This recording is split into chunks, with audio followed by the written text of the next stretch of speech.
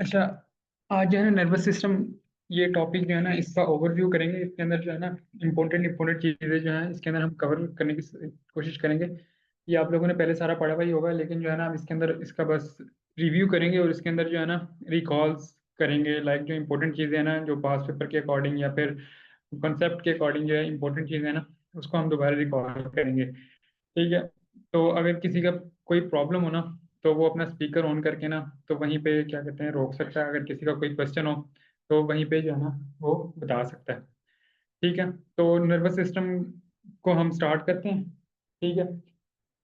Nervous system में सबसे पहले जो है वो न्यूरॉन्स आ जाते हैं। ठीक है। ये तो आप लोगों को पता ही है कि नर्वस सिस्टम जो है वो दो चीज़ों से मिलकर बना होता है। ठीक है। एक न्यूरॉन्स होते हैं और इसके जो है स्पोटिक सेल्स होते हैं जिन्हें ग्लियल सेल्स कहते हैं। ठीक है।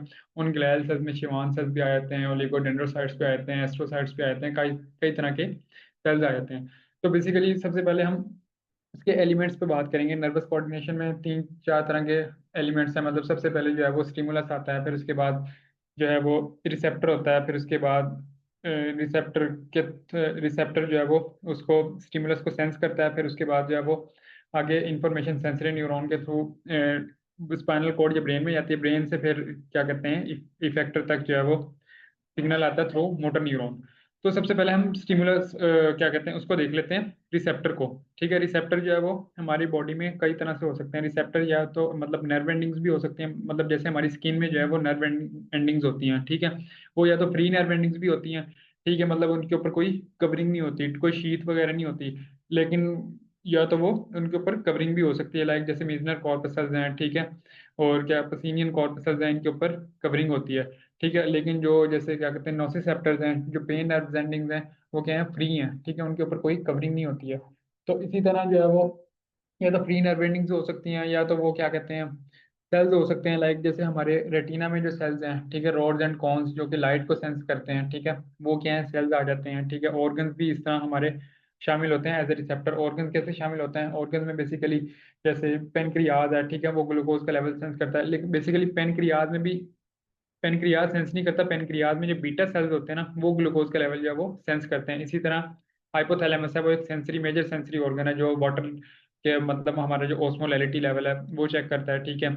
इसी तरह हमारे जो थर्स्ट का लेवल है वो देखता है, फिर उसके बाद हम वाटर इनटेक वगैरह करते हैं उसके अकॉर्डिंग।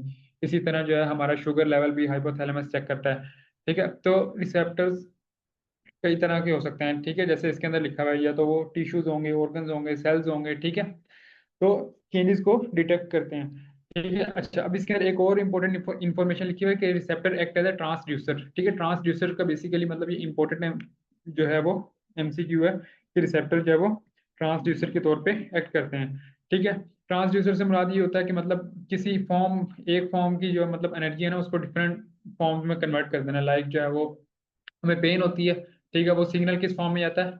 इलेक्ट्रो केमिकल सिग्नल की फॉर्म में, मतलब नर्व इम्पल्स की फॉर्म में सिग्नल जाता है। इसी तरह हमारी जो आईज में लाइट पड़ती है, ठीक है, लाइट एनर्जी को किस में कन्वर्ट किया जाता है? इलेक्ट्रोकेमिकल एनर्जी को कन्वर्ट किया जाता है। ठीक है। मतलब ये क्या है? ट्रांसड्यूसर है। ठीक है। एक एनर्जी को दूसरी एनर्जी में कन्वर्ट करते हैं। Receptor act as a transducer. ठीक है। आगे फिर क्या कहते हैं, कई तरह के रिसेप्टर्स की जो क्या कहते हैं क्लासिफिकेशन है। ठीक है। लेकिन जो बेसिकली जो मोस्ट कॉमन है, ठीक है, जो हम पढ़ते हैं, ठीक है, वो रिसेप्टर को क्लासिफाई करते हैं स्टिमुलस की बेस पे। मतलब अगर केमिकल को स्टिमुलस को रिस्पॉन्स करा तो कीमो रिसेप्टर। ठीक है। और प्रेशर या टच को रिस्पॉन्स कर रहा है तो मैकेनो रिसेप्टर। ठीक है। अगर टेम्परेचर को सेंस कर रहा है तो थर्मो रिसेप्टर। ठीक है।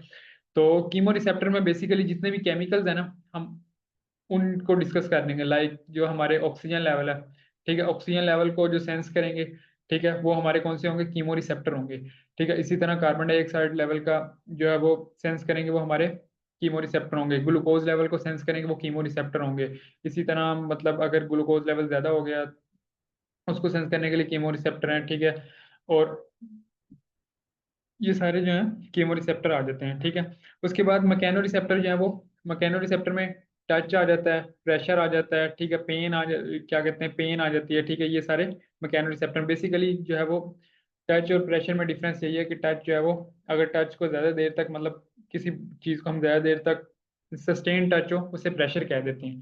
ठीक है। तो मैकेनो रिसेप्टर जो है इन चीज़ों को डिटेक्ट करते हैं। ठीक है। मैकेनो रिसेप्टर में बैरो रिसेप्टर नाम से जाहिर है, बैरो मतलब प्रेशर को सेंस करने वाले। ठीक है।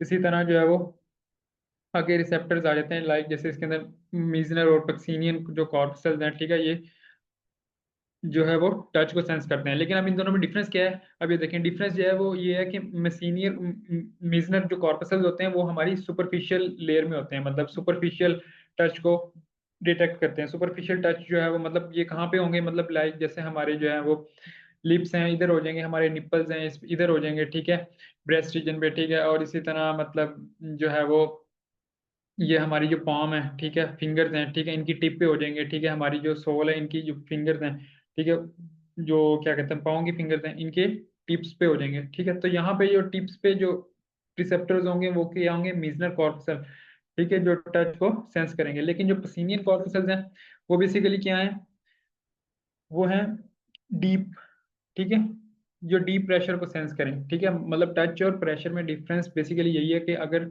टच जो है वो सस्टेन्ड रहे तो उसे हम क्या कह देते हैं, वो प्रेशर है, ठीक है।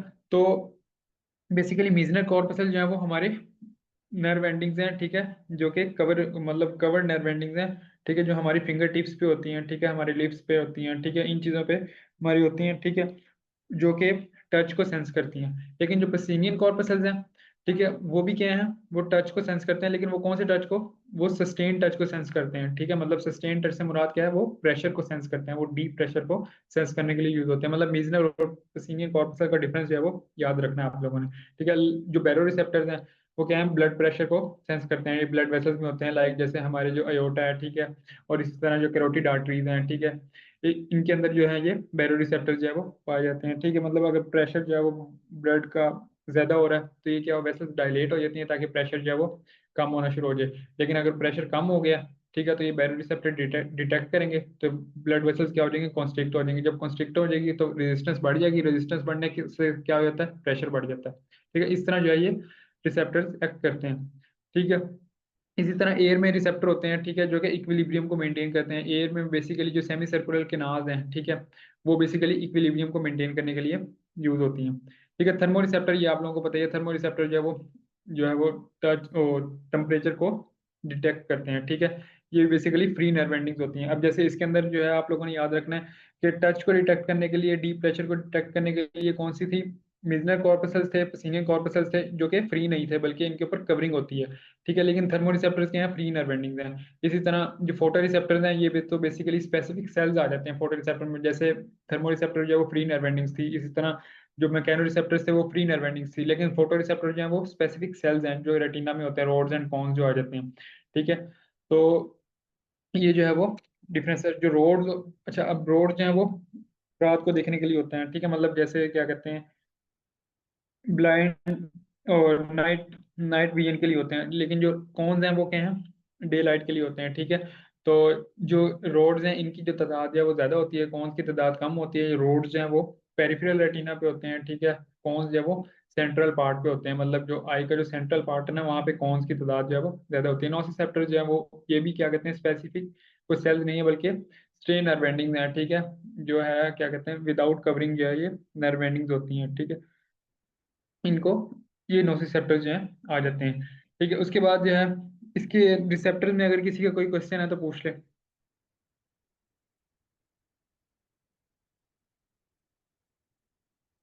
रिसेप्टर में अगर किसी का कोई क्वेश्चन है तो पूछ ले।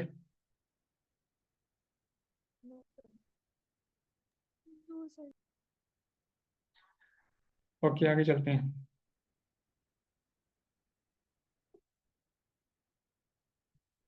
अच्छा, आगे आ जाते हैं। आगे स्ट्रक्चर थोड़ा बहुत देख लेते हैं, ठीक है। स्ट्रक्चर ये आप लोगों ने पहले पढ़े हुए ही हैं, ठीक है। इसके अंदर जो टेस्ट जो है वो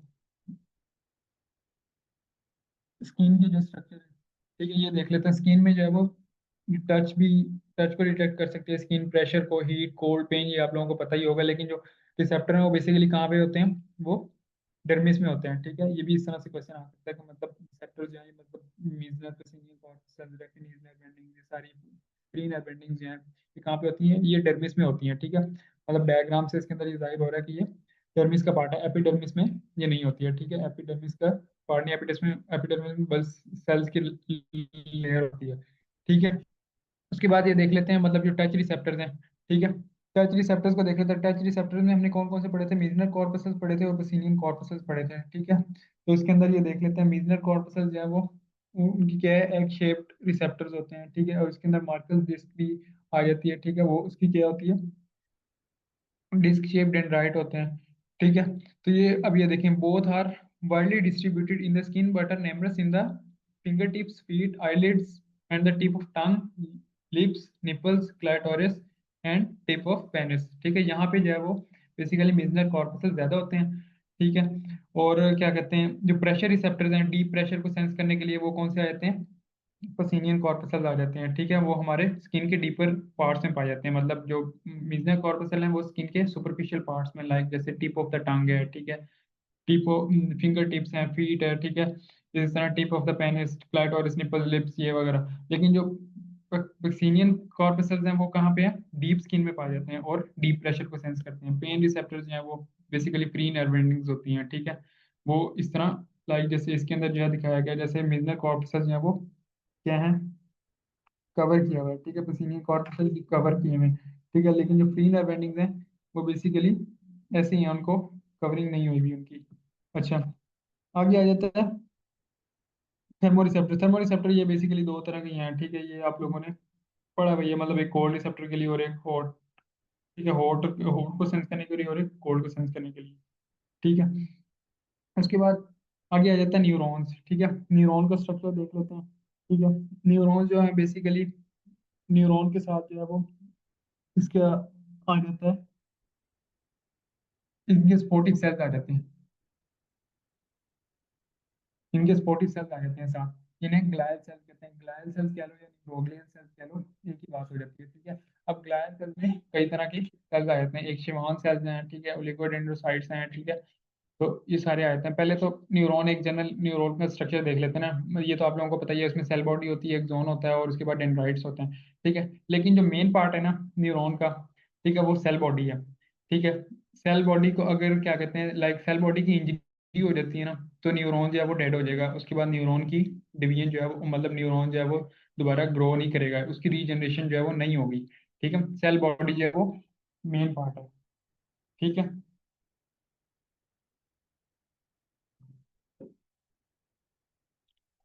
उसके बाद जो है वो न्यूरॉन की आगे सेल बॉडी के इसने ना आगे दो तीन नाम लिखे हुए, लाइक सोमा, पेरिकैरियोन, ठीक है, न्यूरोसाइटोन, ये आप लोगों ने याद रखने हैं, ठीक है।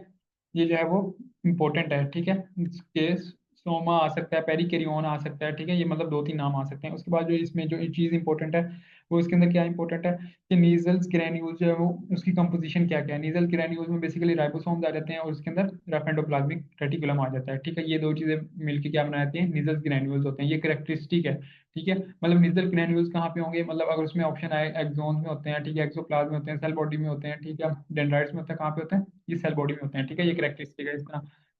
इसके बाद जो है वो उसने आगे नीचे लिख दी भी है, लिख भी दिया, if the only cell only cell of the neuron remains intact, cell body जो है अगर जो है वो न्यूरॉन की इंटैक्ट रहती है तो ये एक्सॉन और डेंड्राइट को रीजनरेट कर सकता है। अगर सेल बॉडी नहीं होगी तो एक्सॉन जो है वो न्यूरॉन जो है वो रीजनरेट नहीं कर सकता। अच्छा, आप लोग मुझे एक आंसर करें कि न्यूरॉन्स जो हैं ये क्या कहते हैं, माइटोसिस हो सकती है न्यूरॉन्स में? अगर एक न्यूरॉन जो है वो मेच्योर हो गया, ठीक है, मतलब एक मेच्योर सेल बन गया न्यूरॉन, ठीक है, उसके अंदर माइटोसिस होगी? नो सर, जब एक दफा ये मैच्योर हो जाए तो फिर ये डिवाइड नहीं करते। ठीक है। अच्छा, तो फिर ये माइटोसिस नहीं होगी तो मतलब ये सेल कौन सी फेज में चला जाता है? कौन सी फेज में होते हैं ये cell? G naught phase. Yes, G naught phase में होते हैं, ठीक है। तो इसकी वजह से मतलब जो है वो सेल बॉडी, मतलब ये इसमें सिर्फ ये बताना चाह रहे हैं कि अगर सेल बॉडी डेड हो जाती है तो न्यूरॉन जो है वो बेसिकली डेड हो जाता है, ठीक है। उसके बाद जो है वो न्यूरॉन दोबारा दोबारा कभी बनता नहीं है, मतलब उससे रीजनरेशन नहीं होती, या फिर मतलब जैसे क्या कहते हैं, सेल डेड हो जाते हैं, मतलब जैसे हमारी स्किन है, ठीक है, वहाँ पे अगर सेल डेड होते हैं तो वहाँ पे दोबारा सेल जो है वो री ग्रोथ उनकी दोबारा आ जाती है, ठीक है, मतलब दोबारा सेल बन जाते हैं, माइटोसिस हो जाती है। लेकिन इसमें न्यूरॉन में ऐसा नहीं होता, ठीक है। न्यूरॉन बेसिकली एकदम मेच्योर हो गए, उसके बाद दोबारा इनकी डिवीजन नहीं होगी, ठीक है। इसी तरह बेसिकली जैसे और कौन कौन से सेल हैं इस तरह हमारी बॉडी में न्यूरॉन्स के अलावा?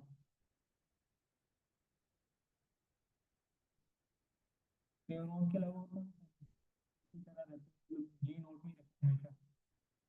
जो एक दफ़ा डैमेज हो गए, डेड हो गए तो डेड ही रहेंगे, दोबारा से जो है वो वापस नहीं होंगे। आप लोगों को पता है? किसी को पता है तो आंसर करें यार, बोल दिया करें। RBCs. जैसे ये स्केलेटल मसल है, ठीक है, वो अगर डेड हो जाते हैं ना, तो उनकी रीजनरेशन जो है वो नहीं होती मोस्टली। ठीक है, मतलब अगर एक लिमिट में अगर स्केलेटल मसल जो है वो डेड हो जाए तो उनकी रीजनरेशन जो है वो नहीं होगी। ठीक है, इसी तरह जो है वो अगर स्केलेटल मसल डेड हो गए हैं, न्यूरॉन सेल डेड हो गए हैं, ठीक है, ये सेल डेड हो गए हैं, तो इनकी जो है वो रीजनरेशन नहीं होगी। ठीक है, ये जो है वो जीन और थ्योरी होते हैं बेसिकली। समझ आइए आप लोगों को इस बात की जो मैं कहना चाह रहा था? सर आपकी आवाज कट रही है। अब आ रही है साहब? जी अब आ रही है, पहले जो आपने बात बताई है वो समझ नहीं आई। अच्छा, पहले मैंने सिर्फ यही बताया कि जो न्यूरॉन्स है ना, न्यूरॉन्स के अलावा बेसिकली बॉडी में सेल्स हैं लाइक कुछ जो जी नॉट फेज में परमानेंटली रहते हैं। ठीक है, उसमें जो है वो स्केलेटल मसल्स भी आ जाते हैं, ठीक है, जो परमानेंटली जी नॉट फेज में ही रहते हैं। ठीक है, मतलब अगर एक दफ़ा परमानेंटली जो है वो मतलब स्केलेटल मसल जो है वो डेड हो जाते हैं ना, ठीक है, तो उसके बाद जो है उनकी रीजनरेशन जो है वो मतलब उनके जो ग्रोथ है, माइटोटिक एक्टिविटी जो है वो दोबारा बड़ी मुश्किल से होती है। मतलब इसके अंदर बेसिकली रीजनरेटिव सेल्स होते हैं लेकिन बहुत कम होते हैं। ठीक है, इसमें मैंने बस यही बताया। अच्छा, आगे पढ़ लेते हैं इसके जी। प्रोसेसेस। ठीक है, साइटोप्लाज्म के आगे प्रोसेस पढ़ लेते हैं। वो मतलब जो है वो सेल बॉडी के आगे प्रोसेसेस पढ़ लेते हैं। एक्सॉन्स होते हैं और डेंड्राइट्स होते हैं। ये तो आप लोगों को डिफरेंस पता ही है कि मतलब एक्सॉन्स जो है वो away from the cell body signal लेके जाते हैं और डेंड्राइट्स जो है टुवर्ड्स द सेल बॉडी लेके जाते हैं। ठीक है, उसके बाद एक्सॉन्स जो है वो क्या कहते हैं, प्री पोस्ट साइनेप्टिक होते हैं। ठीक है, जो डेंड्राइट्स होते हैं, हाँ, एक्सॉन्स जो है वो प्री साइनेप्टिक होते हैं और डेंड्राइट्स जो है वो पोस्ट साइनेप्टिक होते हैं। ठीक है, ये क्या कहते हैं, ये आप लोगों को डिफरेंस पता ही है। ठीक है, एक्सोलीमा का भी पता ही है। ठीक है, प्री साइनेप्टिक टर्मिनल, ठीक है, इस चीज़ का आप लोगों को आइडिया है। ठीक है, तो लेकिन माइलिन शीथ और शिवान सेल्स देख लेते हैं। ठीक है, माइलिन शीथ और शिवान सेल्स जो हैं वो बेसिकली क्या हैं, ग्लायल सेल्स हैं। ग्लायल सेल की एक टाइप है। ठीक है, ये आप लोगों ने याद रखना है कि जो शिवान सेल्स हैं वो न्यूरोग्लियल सेल्स हैं पेरिफेरल नर्वस सिस्टम में। ठीक है, मतलब पेरिफेरल नर्वस सिस्टम में मतलब क्या क्या चीज़ें आ जाती हैं, ब्रेन और स्पाइनल कोड को निकाल के जितने भी हमारी बॉडी में न्यूरॉन्स का जाल है, ठीक है, नर्व्स का जाल है, वो सारी क्या आ जाती है, पेरिफेरल नर्वस सिस्टम आ जाता है। ठीक है, तो जो पेरिफेरल नर्वस सिस्टम है, पेरिफेरल नर्वस सिस्टम के अंदर जो ग्लायल सेल्स हैं जिन्होंने न्यूरॉन्स के इर्द गिर्द रैप अप किया होता है, उन्हें क्या कहते हैं, शिवान सेल्स कहते हैं। लेकिन इसी तरह सेंट्रल नर्वस सिस्टम में जो ग्लायल सेल्स होते हैं, ठीक है, जिन्होंने एक्सॉन्स के इर्द गिर्द जो है वो रैप अप किया होता है, उसे क्या कहते हैं, ओलिगोडेंड्रोसाइट्स कहते हैं। उन्हें क्या कहते हैं, ओलिगोडेंड्रोसाइट्स। ये आप लोगों को समझ आ गई है? ये आप लोगों ने बात याद रखनी है कि शिवान सेल्स जो है वो पेरिफेरल नर्वस सिस्टम का पार्ट है, लेकिन ओलिगोडेंड्रोसाइट्स जो है वो ग्लायल सेल्स हैं जो कि उसमें होते हैं सेंट्रल नर्वस सिस्टम में। ठीक है, तो बेसिकली शिवान सेल्स का फंक्शन क्या है, ये माइलिन शेथ जो है वो सेक्रीट करते हैं। ठीक है, जो है वो लिपिड्स की बनी होती है। माइलिन शेथ का बेसिकली फंक्शन क्या है, ये एक्ट एज इंसुलेशन के तौर पे काम करती है, इंसुलेशन के तौर पे काम करेगी। इससे क्या होगा, हमारे जो इलेक्ट्रोमैग्नेटिक सिग्नल है, ठीक है, और इलेक्ट्रोकेमिकल सिग्नल जो है वो वेस्ट नहीं होगा, मतलब जो है हमारे आइंस वेस्ट नहीं हो गए। ठीक है, इससे हमारी एनर्जी भी जो है वो सेव होगी। ठीक है, हमारा सिग्नल भी फास्ट होगा और हमारे जो है वो वेलोसिटी भी जो है वो नर्व इम्पल्स की ज्यादा होगी। ठीक है, तीन चार चीजें जो है वो शिवान सेल्स जो है वो करवाते हैं। ठीक है, माइलिन शेथ के थ्रू सबसे पहले क्या होगी, इंसुलेशन होगी। इंसुलेशन से क्या होगा, इलेक्ट्रोकेमिकल जो है वो सिग्नल्स जो जा रहे हैं वो आयंस जो है वो वेस्ट नहीं होंगे। ठीक है, हमारे मेम्ब्रेन के थ्रू यस। जो है वो वेस्ट नहीं होंगे, जिससे जो है वो एनर्जी सेव रहेगी। ठीक है, मतलब सोडियम पोटेशियम एटीपीएस को दोबारा काम नहीं करना पड़ेगा। ठीक है, जो है वो मेम्ब्रेन पोटेंशियल मेंटेन करने के लिए, जिसकी वजह से एनर्जी स्टोर रहेगी। दूसरा क्या है, वेलोसिटी जो है वो ज़्यादा हो जाएगी। तीसरा जो है वो इसके अंदर क्या होगा, वेलोसिटी ज़्यादा हो जाएगी। ठीक है, एक दूसरा जो है वो एनर्जी स्टोर रहेगी। ठीक है, और इसके अंदर सिग्नल जो है वो फास्टर मूव करेगा। ठीक है, ये दो तीन चीज़ें जो हैं वो इसके अंदर शिमॉन सेल्स का फंक्शन है। ठीक है, और शिमॉन सेल्स में जो है वो जो नर्व इम्पल्स है उसकी कंडक्शन कैसे होती है, नोड टू नोड कंडक्शन होती है। ठीक है, जो है इसकी वजह से हम इसे क्या कह देते हैं, जो सॉल्टेटरी जो है नर्व इम्पल्स जो है वो उसमें होती है, माइलिनेटेड न्यूरॉन्स में। ठीक है, ये बेसिकली शिवान सेल्स का काम था। अच्छा, अब बाइपोलर सेल्स और मल्टीपोलर और यूनिपोलर सेल्स, इसका जो है वो डिफरेंस देख लेते हैं। ठीक है, बेसिकली जो है bipolar, unipolar, bipolar, multipolar neuron में डिफरेंस ये है, जो यूनिपोलर न्यूरॉन है उसका जो ओरिजिन है वो एक है। ठीक है, एक ओरिजिन है, एक ओरिजिन से मतलब एक ही फाइबर निकल रहा है। ठीक है, और वो एक ही फाइबर होगा, वही डेंड्राइट के तौर पे काम करेगा और वही एक्सोन के तौर पे काम करेगा। ठीक है, जो बाइपोलर न्यूरॉन है उसका ओरिजिन जो है वो एक है, लेकिन उसके अंदर से दो फाइबर निकल रहे हैं। ठीक है, two processes separated by cell body. लेकिन जो मल्टीपोलर न्यूरॉन है उसके अंदर क्या होगा कि एक ओरिजिन से जो है वो मल्टीपल डेंड्राइट्स निकल रहे होंगे और सिंगल एक्सोन निकल रहा होगा। ठीक है, ये मल्टीपोलर न्यूरॉन है। ठीक है, लेकिन और जो है यूनिपोलर न्यूरॉन, ये बेसिकली सेंसरी न्यूरॉन होते हैं। ठीक है, और जो बाइपोलर न्यूरॉन होते हैं, ठीक है, ये जो है उसमें हमारे जो आई के जो सेल्स होते हैं, ठीक है, जिन्होंने नर्व इम्पल्स लेके जानी होती है। ठीक है, बेसिकली बाइपोलर न्यूरॉन्स वो होती हैं। ठीक है, मल्टीपोलर न्यूरॉन्स हमारे जो रिले न्यूरॉन्स हैं ब्रेन और स्पाइनल कॉर्ड में, वो मल्टीपल न्यूरॉन्स हैं। इसी तरह जो है हमारे पेरिफेरल नर्वस सिस्टम में जो न्यूरॉन्स हैं वो कौन से हैं, मल्टीपल न्यूरॉन्स हैं। ठीक है, तो ये चीज़ें आप लोगों ने याद रखनी है कि यूनिपोलर न्यूरॉन का जो फाइबर है, ठीक है, जो ओरिजिनेट करता है वो एक ही होता है, वही एक्सोन के तौर पे काम करता है, और वही जो है वो डेंड्राइट के तौर पे काम करता है। वो डिपेंड करता है लोकेशन कहाँ पे है, कौन सा जो पार्ट जो है वो डेंड्राइट के तौर पे एक्ट करेगा और कौन सा पार्ट जो है वो एक्सोन के तौर पे एक्ट करेगा। जो बाइपोलर न्यूरॉन है उसके अंदर दो सेपरेट प्रोसेसेस होते हैं। ठीक है, एक जो एक्सोन, एक जो है डेंड्राइट। मल्टीपोलर में मल्टीपल डेंड्राइट्स होते हैं और सिंगल जो है वो एक्सोन होता है। ठीक है, अब आगे ये देख लेते हैं, जैसे ये देख लें, इंटर न्यूरॉन जो है वो मल्टीपोलर है। ठीक है, मोटर न्यूरॉन भी मल्टीपोलर है। ठीक है, और जो सेंसरी न्यूरॉन है वो क्या है, यूनिपोलर है। ठीक है, बाइपोलर जो है वो बेसिकली हमारी जो आई के जो सेल्स होते हैं ना, उनमें जो है वो बाइपोलर न्यूरॉन्स होते हैं। ठीक है, अच्छा, अब इसके अंदर बेसिकली होता क्या है, ठीक है, हमारे जो आगे बढ़ लेते हैं इसके अंदर देख लेते हैं कि सेंसरी न्यूरॉन्स को एफिरेंट न्यूरॉन्स भी कहते हैं। ठीक है, ये तो आप लोगों को पता ही होगा। ठीक है, यूनिपोलर न्यूरॉन होते हैं। ठीक है, अब आगे जो है यूनिपोलर न्यूरॉन की एक पेरिफेरल ब्रांच होती है और एक इसकी सेंट्रल ब्रांच होती है। ठीक है, जो पेरिफेरल ब्रांच है ना वो बेसिकली डेंड्राइट के तौर पे एक्ट करती है। जो सेंट्रल ब्रांच है ना वो बेसिकली एक्सोन के तौर पे एक्ट करती है। क्यों, वो मैं आपको लोगों को बताता हूँ कि जो पेरिफेरल जो ब्रांच है ना वो सिग्नल लेके जाती है, मतलब रिसेप्टर से सिग्नल उठाएगी। ठीक है, और उसके बाद जो है वो सिग्नल लेके जाएगी सेल बॉडीज तक। ठीक है, मतलब जो है वो सेंसरी न्यूरॉन है उनकी जो सेल बॉडीज हैं वो कहाँ पे होती हैं।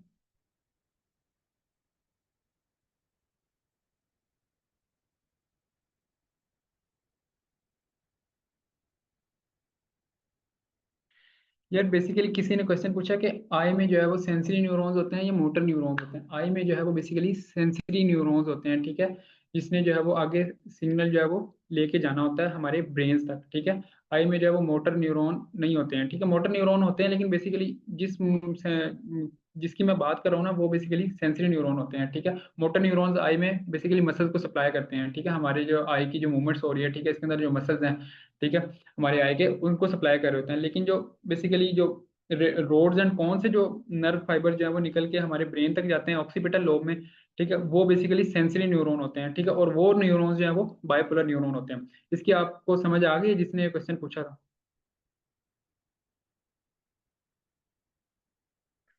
जिसने ये क्वेश्चन पूछा था उसकी उसको समझ आ गई इस बात की।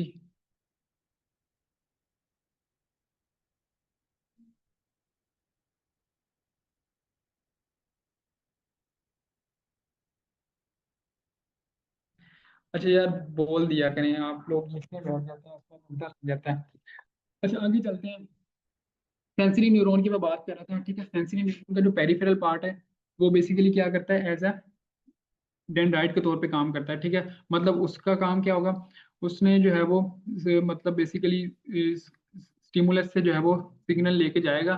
ठीक है, और ये जो है वो स्पाइनल कॉर्ड के डोर्सल रूट ऑफ गैंग्लिया तक जाएगा। ये वाला जो पार्ट होगा ये बेसिकली क्या होगा, सेंसरी न्यूरॉन का पेरिफेरल ब्रांच होगी। ठीक है, तो और फिर उसके बाद जो डोर्सल रूट ऑफ गैंग्लिया पड़ा होता है, ठीक है, हमारे स्पाइनल कॉर्ड से थोड़ा सा बाहरी। ठीक है, फिर डोर्सल रूट ऑफ गैंग्लिया से जो जो है एक सेंट्रल ब्रांच जाएगी जो स्पाइनल कॉर्ड के अंदर जाएगी। ठीक है, जो स्पाइनल कॉर्ड के ग्रे मैटर में जाएगी। ठीक है, तो इससे हमें पता चल जाता है कि पेरिफेरल ब्रांच जो है वो डेंड्राइट के तौर पे एक्ट करती है, और जो सेंट्रल ब्रांच है वो एक्सोन के तौर पे एक्ट करती है। ठीक है, और जो पेरिफेरल ब्रांच है, ठीक है, वो उसमें हमारे स्किन से स्पाइनल कॉर्ड तक लेके जाना है, तो पेरिफेरल ब्रांच जो है वो बड़ी होगी, ठीक है, सेंट्रल ब्रांच जो है वो शॉर्ट होगी। ठीक है, पेरिफेरल ब्रांच भी जो है वो माइलिनेटेड होगी।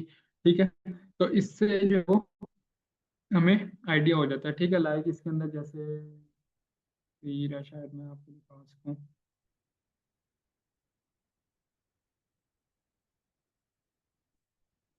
ये देखें, ठीक है, इसके अंदर देखें कि ये डोर्सल रूट ऑफ गैंग्लिया पड़ा हुआ है। ठीक है, ये वाला।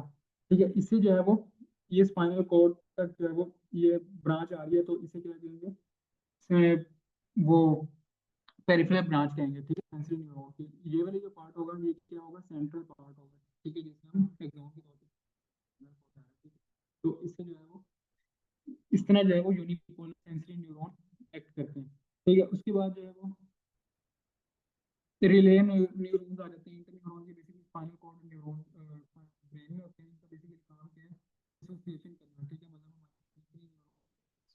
मतलब इंफॉर्मेशन आ गई, ठीक है, उसको क्या करना, उसको सेंस करना। ठीक है, उसको रीड करना, उसको understand करना। ठीक है, उसके अकॉर्डिंग मोटर न्यूरॉन को अपना फंक्शन करेंगे, वो लेके जाएंगे। मोटर न्यूरॉन, न्यूरॉन्स भी मल्टीपल होती है। मोटर न्यूरॉन्स को क्या है, सर आपकी आवाज नहीं आ रही। डिफरेंट न्यूरॉन्स भी क्या होती हैं, मल्टीपोलर न्यूरॉन्स होते हैं। ठीक है, इसका काम क्या है, अब इफेरेंट न्यूरॉन्स ने, जो मोटर न्यूरॉन्स है, इन्होंने दो जगह जाना है, इन्होंने ग्लैंड्स तक जाना है और कहाँ तक जाना है, मसल्स तक जाना है। ठीक है, मसल्स पे जाएंगे, ठीक है, वहां पे जो साइनैप्स बनाएंगे उसे क्या कहेंगे, उसे क्या कहते हैं, जब मसल्स पे मोटर न्यूरॉन जाके एक्ट करते हैं, ठीक है, वहां पे साइनैप्स बनाते हैं, तो साइनैप्स को क्या कहते हैं,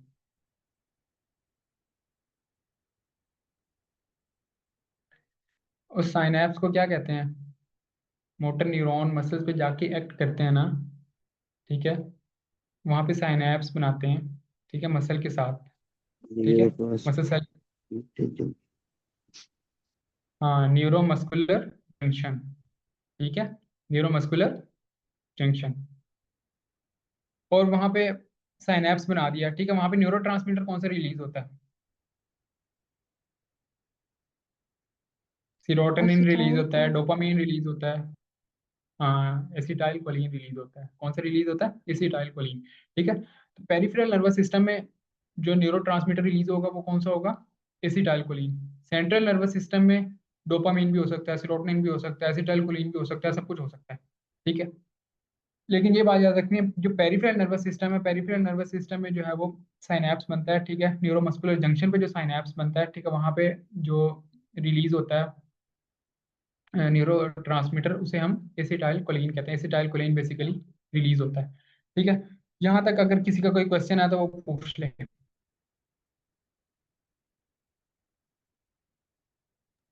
नो सर। यहाँ तक किसी, आगे चलते हैं फिर। ठीक है, इफेक्टर, इफेक्टर्स ये आप लोगों को पता ही, मसल्स होते हैं और ये ग्लैंड्स होते हैं। ठीक है, उसके बाद जब वो रिफ्लेक्स एक्शन, रिफ्लेक्स आर की आप लोगों को पता ही है, रिफ्लेक्स आर के अंदर जो है वो, अच्छा, रिफ्लेक्स एक्शन क्या है, इनवॉलेंट्री होता है या वॉलेंट्री होता है, ठीक है, ये आप लोग बताएं।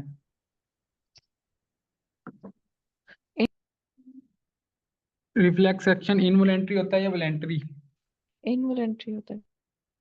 इनवॉलेंट्री होता है। ठीक है, अच्छा, अच्छा, इनवॉलेंट्री होता है तो इसका सिग्नल जो है, मतलब इसकी जो आर्क बनेगी, इसका जो पाथवे बनेगा, वो कहाँ तक बनेगा, वो सेरिब्रम तक जाएगा। ठीक है, स्पाइनल कॉर्ड तक ही रह जाएगा, मतलब इसका जो आर्क बनेगी वो स्पाइनल कॉर्ड तक ही जाएगी, मतलब इसका जो, लाइक जैसे हम सेंटर कह लें रिफ्लेक्स एक्शन का, सेंटर वो स्पाइनल कॉर्ड होगी। ठीक है, या फिर क्या कहते हैं, मेडल्ला हो सकता है। ठीक है, सेरिब्रम हो सकता है रिफ्लेक्स एक्शन का, नो। जो सेंटर, सेरिब्रम, सेरिब्रम हो सकता है। नहीं सर, रिफ्लेक्स एक्शंस को तो मेडुला कंट्रोल करता है। ठीक है, नहीं, मैं पूछ रहा हूँ सेरिब्रम हो सकता है, सेरिब्रम।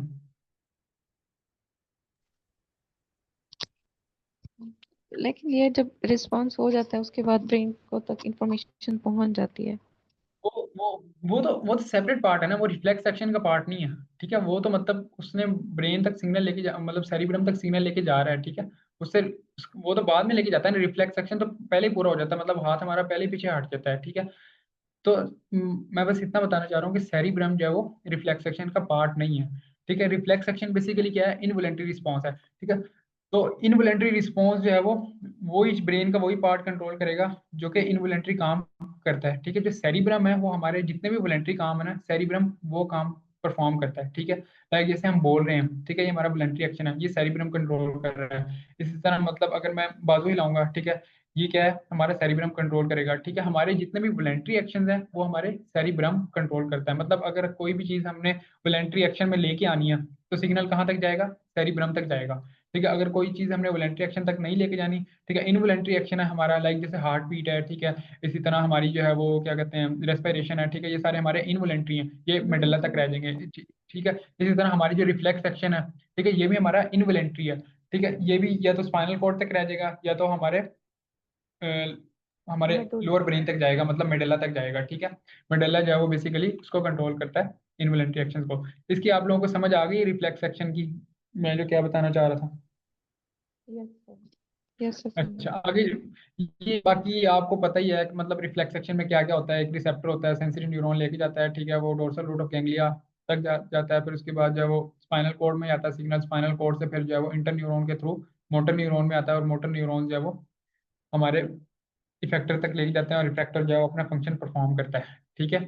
तो रिफ्लेक्स एक्शन में बेसिकली सिर्फ मैं इतना ही बताना चाह रहा हूँ कि वो हमारे सेंट्रल नर्वस सिस्टम का पार्ट काम करेगा जो इनवॉलेंटरी रिस्पॉन्स जो है वो शो करता है, लाइक स्पाइनल कोड जो है वो इनवॉलेंटरी रिस्पॉन्स शो करता है, ठीक है। तो सेरिब्रम तक जो है वो सिग्नल नहीं जाएगा, मतलब जो दूसरा आप कह रहे हैं, ठीक है, सेरिब्रम तक बाद में जाता है, ठीक है, वो बाद में इसलिए जाता है, ठीक है। सेरिब्रम तक जैसे ही जाएगा तो तब हमें जो है हमारे वॉलेंटरी एक्शन में मतलब हमारी कॉन्शियस में चीज आ जाएगी कि ये चीज जो है वो गर्म थी, ठीक है। तब हमें पता चलता है कि ये चीज गर्म थी जब सिग्नल जो है वो सेरिब्रम तक चले जाता है।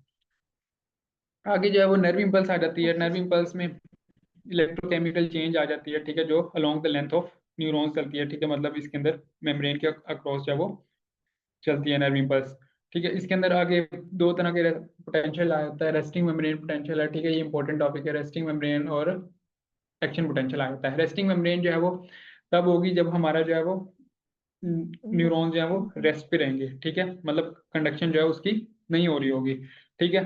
और इसके अंदर जो है वो आप लोगों को पता ही है कि रेस्टिंग मेम्ब्रेन पे जो है वो पोटाशियम जो है वो इन साइड द सेल्स जो है वो ज्यादा होता है, ठीक है, 30 टाइम्स मोर होता है एज कम्पेयर टू आउटसाइड। इस तरह जो सोडियम है वो हमारे आउटसाइड द सेल्स जो है वो एक्स्ट्रा सेलुलर मैट्रिक्स में ज्यादा होता है, ठीक है, 10 टाइम्स मोर होता है as compare to inside of the cell, ठीक है। तो बेसिकली रेस्टिंग मेम्ब्रेन पोटेंशियल ये आप लोगों को पता है कि इनर जो है वो नेगेटिवली चार्ज होती है, मेम्ब्रेन की आउटर साइड जो है वो पॉजिटिवली चार्ज होती है, ठीक है। और इनको जो है वो मेंटेन किसने किया होता है, ठीक है, रेस्टिंग मेम्ब्रेन पोटेंशियल को वो तीन चार चीज़ों ने मेंटेन किया होता है। एक तो सोडियम पोटेशियम पंप होता है, ठीक है, जो कि तीन जो है वो मेरे तीन तीन सोडियम, शायद तीन सोडियम था कि दो सोडियम, हाँ, 3 सोडियम जो है वो पंप आउट करता है और 2 पोटाशियम जो है वो पंप इन करता है, ठीक है। जिससे जो है वो इन साइड जो है वो नेगेटिविटी रहेगी और आउट साइड जो है वो पॉजिटिविटी रहेगी, मतलब जो है वो क्योंकि जो है वो पॉजिटिव आयन जो है वो ज्यादा बाहर जा रहे हैं, जिससे पॉजिटिविटी बाहर ज्यादा हो जाएगी और नेगेटिव आयन अंदर जो है वो और पॉजिटिव आयन जो है अंदर कम आ रहे हैं, ठीक है, जिससे जो है अंदर नेगेटिविटी रहेगी। और नेगेटिविटी जो है वो अंदर जो है वो मेंटेन करता है, वो बेसिकली कौन कौन से होते हैं, वो नेगेटिव आयन्स आ जाते हैं, लाइक इसमें फॉस्फेट आयन आ जाता है, ठीक है। और इसके अंदर प्रोटीन्स आ जाती हैं, ये आप लोगों को पता है कि मोस्टली प्रोटीन्स कौन सी होती हैं, नेगेटिवली चार्ज होती हैं, ये आप लोगों ने पता है। इसकी वजह से जो है वो इनसाइड जो सेल जो है वो क्या रहती है, नेगेटिवली चार्ज रहती है, ठीक है। उसके बाद जो है वो पोटाशियम गेट्स आ जाते हैं, ठीक है, जो पोटाशियम चैनल्स होते हैं, ठीक है, ये बेसिकली लीकी चैनल्स होते हैं, ठीक है, जो कि डिफ्यूजन के थ्रू जो है वो पोटाशियम जो है वो सेल से बाहर जाता रहता है, ठीक है। सेल से बाहर जाता रहेगा मतलब पॉजिटिव आयन का जो लॉस हो रहा है, ठीक है, लॉस हो रहा है तो मतलब क्या है, अंदर अंदर जो है वो नेगेटिवली चार्ज जो है वो मेम्ब्रेन हो रही है, ठीक है। और इसी तरह फिर जो है वो सोडियम पोटाशियम पंप के साथ साथ काम करता रहेगा, जो कि पोटाशियम को अंदर लेके आता रहेगा, और साथ साथ पोटाशियम जो है वो लीकी चैनल्स के थ्रू बाहर जाता रहेगा, ठीक है, जिससे जो है वो मेम्ब्रेन की नेगेटिविटी मेंटेन रहेगी रेस्टिंग मेम्ब्रेन पोटेंशियल पे, ठीक है। ये बेसिकली रेस्टिंग मेम्ब्रेन पोटेंशियल है। लेकिन साथ ही जब एक्शन पोटेंशियल आता है, ठीक है, तो क्या क्या चेंजेस आती हैं ये हम देख लेते हैं, ठीक है, एक्शन पोटेंशियल पे, ठीक है, ये देखते हैं, ठीक है। पहले तो होगा resting membrane potential. Resting membrane potential में क्या होगा कि सोडियम जो है वो ज्यादा होगा बाहर, 30 टाइम्स मोर, और पोटाशियम जो है वो अंदर ज्यादा होगा, ठीक है। और नेगेटिविटी अंदर ज़्यादा होगी और पॉजिटिविटी बाहर होगी। ठीक है, ये पहले जो है वो रेस्टिंग मेम्ब्रेन पोटेंशियल पे है, -70 के पोटेंशियल पे जो है वो मेम्ब्रेन का पोटेंशियल लिया गया। ठीक है, उसके बाद जैसे ही जो है वो थ्रेश होल्ड स्टिमुलस आएगा। थ्रेश होल्ड स्टिमुलस से मुराद ये है कि ऐसा स्टिमुलस जो कि वोल्टेज गेटेड सोडियम चैनल्स को ओपन कर दे। ठीक है, ऐसा स्टिमुलस जो कि एक ऐसी मिकदार हो, ठीक है, स्टिमुलस की जो कि हमारा जो वोल्टेज जो है वो -70 से एक स्पेसिफिक अमाउंट तक ले जाए वोल्टेज को, जहाँ पे जो है वोल्टेज गेटेड सोडियम चैनल्स जो है वो सारे ओपन हो जाएं। ठीक है, वो बेसिकली थ्रेशोल्ड स्टिमुलस होता है। ठीक है, लाइक जैसे इसके अंदर जो दिखाया गया वो थ्रेशोल्ड स्टिमुलस कितना है, -55 है। ठीक है, मतलब ऐसा स्टिमुलस हम देंगे, ठीक है, लाइक जो अगर उसको -70 से -55 तक ले गया मेम्ब्रेन के पोटेंशियल को, ठीक है, तब जो है वो सोडियम चैनल जो है voltage gated sodium channel, voltage gated मैं इसलिए कह रहा हूँ कि मतलब -55 का वोल्टेज आएगा तो सोडियम चैनल्स जो है वो ओपन होंगे। ठीक है, अगर वोल्टेज जो है वो -60 का आ गया, ठीक है, मतलब अगर हमने क्या कहते हैं -70 से स्टिमुलस दिया, -70 से उसने जो है वो लेके गया है वोल्टेज -60 तक, -55 तक नहीं लेके गया। ठीक है, -60 तक ले गया तो ये थ्रेश होल्ड स्टिमुलस नहीं है, बल्कि ये कौन सा है, सब थ्रेश होल्ड है। ठीक है, तो ये सब थ्रेश होल्ड स्टिमुलस है, इस पे जो है वोल्टेज गेटेड सोडियम चैनल्स जो है वो ओपन नहीं होंगे। ठीक है, सोडियम चैनल्स ने कब ओपन होना है, जब वोल्टेज कहाँ आ जाए, -55 पे आएगा, तभी वोल्टेज गेटेड सोडियम चैनल्स जो है वो ओपन होंगे। मतलब नाम से जाहिर है वोल्टेज गेटेड। ठीक है, ऐसे गेट्स हैं जो कि वोल्टेज कंट्रोल कर रहे हैं, स्पेसिफिक वोल्टेज आएगा तो वो ओपन हो जाएंगे। ठीक है, अगर वो वोल्टेज नहीं आ रहा, ठीक है, तो वो गेट्स ओपन नहीं होंगे। ठीक है, तो इसके अंदर बेसिकली लाइक इसको ऐसे समझते हैं, लाइक जैसे हमारे अक्सर आके एक मच्छर बैठता है। ठीक है, हमें नहीं पता चलता। ठीक है, वो क्यों नहीं पता चलता, क्योंकि उसने जो है वो मेम्ब्रेन के अंदर एक्शन पोटेंशियल और मेम्ब्रेन के अंदर वो थ्रेशोल्ड स्टिमुलस लेके ही नहीं गया। ठीक है, उसके अंदर मेम्ब्रेन में जो वो स्टिमुलस है वो सब थ्रेशोल्ड लेवल पे ही रहा है, मतलब -70 से जो है वो न्यूरॉन में स्टिमुलस कितना आया, वो जस्ट -60 तक ले गया। ठीक है, मतलब उससे जो है फिर हमें voltage gated sodium channels open नहीं होंगे, नर्व इम्पल्स ट्रांसफर नहीं होगी और हमें सिग्नल ही नहीं होगा। ठीक है, हमें पता ही नहीं चलेगा कि मच्छर यहाँ पे बैठा भी है नहीं बैठा। ठीक है, समटाइम मतलब कई दफा ऐसा होता है कि हमारी बॉडी पे जो है वो मच्छर जो है वो काट जाता है और हमें पता नहीं चलता। ठीक है, मच्छर बैठा हमें पता नहीं चलता, क्यों नहीं पता चलता, क्योंकि वहां पे जो है वो मच्छर बैठा है, लेकिन उसने जो है वो स्टिमुलस उसका स्टिमुलस इतना वीक था कि उसने जो है वो थ्रेशोल्ड के लेवल तक गया ही नहीं है। ठीक है, मतलब वो स्टिमुलस ने जो वोल्टेज जो है वो थ्रेशोल्ड के लेवल तक पहुंचाया नहीं, बल्कि सब थ्रेशोल्ड लेवल तक ही रहा है। ठीक है, जिससे जो है एक्शन पोटेंशियल जनरेट नहीं हुआ और हमारे ब्रेन को सिग्नल ही नहीं गया। ठीक है, और हमें पता ही नहीं चला कि मच्छर बैठ के काट के चला भी गया। ठीक है, लेकिन लाइक जैसे अगर कोई स्ट्रॉन्ग स्टिमुलस लगाएं, लाइक जैसे क्या कहते हैं, अगर हमें कोई चीज मारे तो फौरन जो है वो एक्शन जो voltage gated sodium channels open हो जाते हैं। क्यों, थ्रेशोल्ड लेवल तक -55 तक जो है वो स्टिमुलस इतना स्ट्रॉन्ग होता है कि वो थ्रेशोल्ड लेवल तक वोल्टेज को पहुंचा देता है, जिससे जो है वो सारे voltage gated sodium channels open हो जाते हैं और डीपोलराइजेशन की फेज जो है वो स्टार्ट हो जाती है। ठीक है, तो बेसिकली डीपोलराइजेशन की फेज में क्या होता है कि वोल्टेज गेटेड सोडियम चैनल्स जो है वो ओपन हो जाते हैं। अब सोडियम चैनल्स ओपन हो गए तो क्या होगा, सोडियम जो है वो बाहर ज्यादा था। ठीक है, सोडियम जो इनसाइड द सेल मूव करना शुरू कर देगा। ठीक है, जिससे क्या होगा कि हमारी जो है इनसाइड द सेल पॉजिटिविटी शुरू हो जाएगी। हमारी मेम्ब्रेन जो है पहले रेस्टिंग मेम्ब्रेन पोटेंशियल पे नेगेटिव थी, लेकिन अब क्या होना शुरू हो जाएगी, पॉजिटिव होना शुरू हो जाएगी। अब पॉजिटिव होना शुरू हो जाएगी तो हमारा जो है वो मेम्ब्रेन पोटेंशियल माइनस से प्लस में चला जाएगा, +30 तक, +35 तक। ठीक है, यहाँ तक चला जाएगा।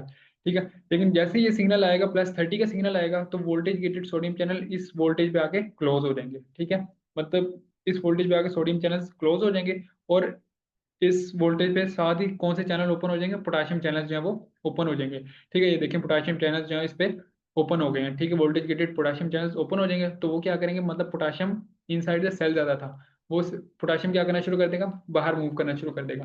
ठीक है, सेल के बाहर जब मूव करना शुरू करेगा पोटाशियम, तो अंदर दोबारा क्या होना शुरू हो जाएगी, नेगेटिविटी आना शुरू हो जाएगी हमारी सेल मेम्ब्रेन में, क्योंकि पॉजिटिव आयन जो है वो बाहर मूव कर रहे हैं। ठीक है, अंदर नेगेटिविटी आना शुरू हो जाएगी तो हम इसे कहेंगे दोबारा जो है वो मेम्ब्रेन रेस्टिंग मेम्ब्रेन की तरफ आ रही है, तो इसे हम कहेंगे रीपोलराइजेशन फेज कह देंगे। ठीक है, लेकिन बेसिकली होता क्या है, रीपोलराइजेशन फेज में जो वोल्टेज गेटेड पोटेशियम चैनल्स हैं वो स्लो टू ओपन है एंड स्लो टू क्लोज। मतलब क्या है, वो क्या कहते हैं, ऐसा से ही ओपन होते हैं और ऐसा ऐसा ही वो बंद होते हैं। मतलब ऐसा नहीं है जैसे sodium voltage gated sodium channel से ना, मतलब -55 आया, ऐसे शार्प वोल्टेज आया तो सारे ओपन हो गए, +30 का वोल्टेज गया, सारे क्लोज हो गए। ठीक है, पोटाशियम चैनल ऐसे नहीं है, पोटाशियम चैनल ने आहिस्ता आहिस्ता ओपन होना है। ठीक है, मतलब -+30 पे आहिस्ता आहिस्ता ओपन हुए। ठीक है, फिर नीचे जो है वो वोल्टेज जो है वो कम होता गया रेस्टिंग मेम्ब्रेन तक भी चला गया, ठीक है। अब रेस्टिंग मेम्ब्रेन पे आगे उन्होंने क्लोज होना है, वो शार्पली एकदम से सारे क्लोज नहीं होंगे बल्कि आहिस्ता आहिस्ता क्लोज होते रहेंगे, ठीक है। जब थोड़े थोड़े क्लोज होंगे ना, ठीक है, तो क्या कहते हैं, पोटाशियम जो है वो रेस्टिंग मेम्ब्रेन पोटेंशियल पे फिर भी पोटाशियम चैनल जो है वो थोड़े ओपन रहेंगे, क्योंकि वो स्लो टू ओपन है एंड स्लो टू क्लोज है, वो आहिस्ता आहिस्ता बंद हो रहे हैं, ठीक है। तो इसकी वजह से पोटाशियम जो है वो काफी ज्यादा लीक करता रहेगा, जिससे क्या हो जाएगी, हमारी मेम्ब्रेन जो है वो रेस्टिंग मेम्ब्रेन पोटेंशियल से भी नीचे चले जाएगी, जिससे क्या हो जाएगा, हाइपर पोलराइजेशन हो जाएगी, ठीक है। तो हाइपर पोलराइजेशन हो जाएगी, ठीक है। इसको दोबारा रेस्टिंग मेम्ब्रेन तक पोटेंशियल पे कैसे लेके आएंगे, वो दोबारा जो है वो सोडियम पोटेशियम पंप काम करेगा, ठीक है, जो कि उसको उसकी हाइपर पोलराइजेशन को करेक्ट कर देगा। वो कैसे करेक्ट करेगा, वो जो सोडियम पोटाशियम चैनल जो पोटाशियम जो है वो लीक कर गया, डिफ्यूज कर गया, ठीक है, सोडियम चैनल से, ठीक है, उसको दोबारा अंदर लेके आएगा, 2 पोटाशियम अंदर लेके आएगा और 3 सोडियम को बाहर भेजेगा, और रेस्टिंग मेम्ब्रेन पोटेंशियल जो है वो दोबारा मेंटेन कर देगा, ठीक है। लाइक जैसे इसके अंदर भी देख लें, ठीक है, इसके अंदर भी जैसे यही है, जैसे पहले रेस्टिंग मेम्ब्रेन पोटेंशियल है -75, ठीक है, इसके अंदर -90 का वोल्टेज है, ठीक है। बेसिकली न्यूरॉन्स जो है वो दो तरह के न्यूरॉन्स होते हैं, एक स्मॉल न्यूरॉन्स होते हैं, उनके अंदर जो रेस्टिंग मेम्ब्रेन पोटेंशियल होता है वो -70 का होता है, और जो लार्ज न्यूरॉन्स होते हैं उनके अंदर जो रेस्टिंग मेम्ब्रेन पोटेंशियल होता है वो -90 का होता है, ठीक है। तो इसके अंदर इसने -90 वाला दिखाया हुआ है, ठीक है। बस इसके अंदर बात करने की यही है कि अब देखें, रेस्टिंग मेम्ब्रेन पे अंदर नेगेटिविटी है, बाहर पॉजिटिविटी है, बाहर जो सोडियम आयन जाता है, अंदर नेगेटिव पोटाशियम आयन जाता है, ठीक है। लेकिन जैसे स्टिमुलस आएगा, थ्रेशोल्ड स्टिमुलस आएगा, तो क्या होगी, डीपोलराइजेशन होगी, voltage gated sodium channel open हो जाएंगे, तो क्या होगा, हमारा वोल्टेज जो है वो प्लस में चला जाएगा, सोडियम चैनल ओपन होंगे और सोडियम अंदर अंदर आना शुरू हो जाएगा, अंदर जो है वो पॉजिटिविटी आ जाएगी, बाहर जो है वो नेगेटिविटी आ जाएगी, ठीक है। एक स्पेसिफिक वोल्टेज पे जाके positive channel, sodium voltage gated channel जो है वो क्लोज हो जाएंगे, जिससे जो है फिर आगे voltage gated potassium channel open हो जाएंगे, ठीक है। फिर पोटाशियम चैनल जो है वो पोटाशियम जो है वो बाहर मूव करना शुरू कर देगा, जिससे जो है वो रीपोलराइजेशन हो जाएगी, फिर हाइपर पोलराइजेशन, फिर जो है वो रेस्टिंग मेम्ब्रेन पोटेंशियल। इसके अंदर जैसे लाइक जैसे इसके अंदर देखें, ठीक है, ये इसके अंदर ये बताया गया, ठीक है, -70 रेस्टिंग मेम्ब्रेन है, उसके बाद -55 जो है स्पाइक थ्री शोल्ड है, थ्री शोल्ड पोटेंशियल है। इस पे जैसे ही ये थ्री शोल्ड पोटेंशियल तक जो है वो वोल्टेज जाएंगे, तो सोडियम चैनल्स ओपन हो जाएंगे, ठीक है। सोडियम चैनल्स जो है वो +30 पे जाए क्लोज हो जाएंगे, ठीक है। उसके बाद जो है वो पोटाशियम चैनल, अब देखें यहाँ पे पोटाशियम चैनल जो है वो ओपन होना शुरू हो गए हैं, लेकिन जब +30 पे जा वोल्टेज पे जाके जो है वो मैक्सिमम ओपन हो जाएंगे, फिर उसके बाद जो है पोटाशियम बाहर जाना मूव कर देगा और रिपोलराइजेशन स्टार्ट हो जाएगी। अब देखें पोटाशियम चैनल क्लोज हो रहे हैं, ठीक है, लेकिन स्लो टू क्लोज है, जिसकी वजह से पोटाशियम लीक आउट कर जाता है काफी ज्यादा, जिसकी वजह से मेम्ब्रेन की जो नेगेटिविटी है वो ज्यादा हो जाती है रेस्टिंग मेम्ब्रेन से भी, जिसकी वजह से हाइपर पोलराइजेशन हो जाती है। फिर उसके बाद जो है वो उसको दोबारा रिफ्रैक्टिव फेज में लाया जाता है, ठीक है, मतलब उसको दोबारा करेक्ट किया जाता है। इसकी आपको समझ आ गई है, रेस्टिंग मेम्ब्रेन की और एक्शन पोटेंशियल की।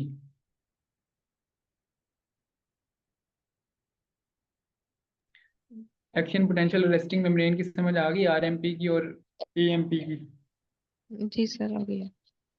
में अगर किसी का कोई क्वेश्चन आता है वो पूछ ले।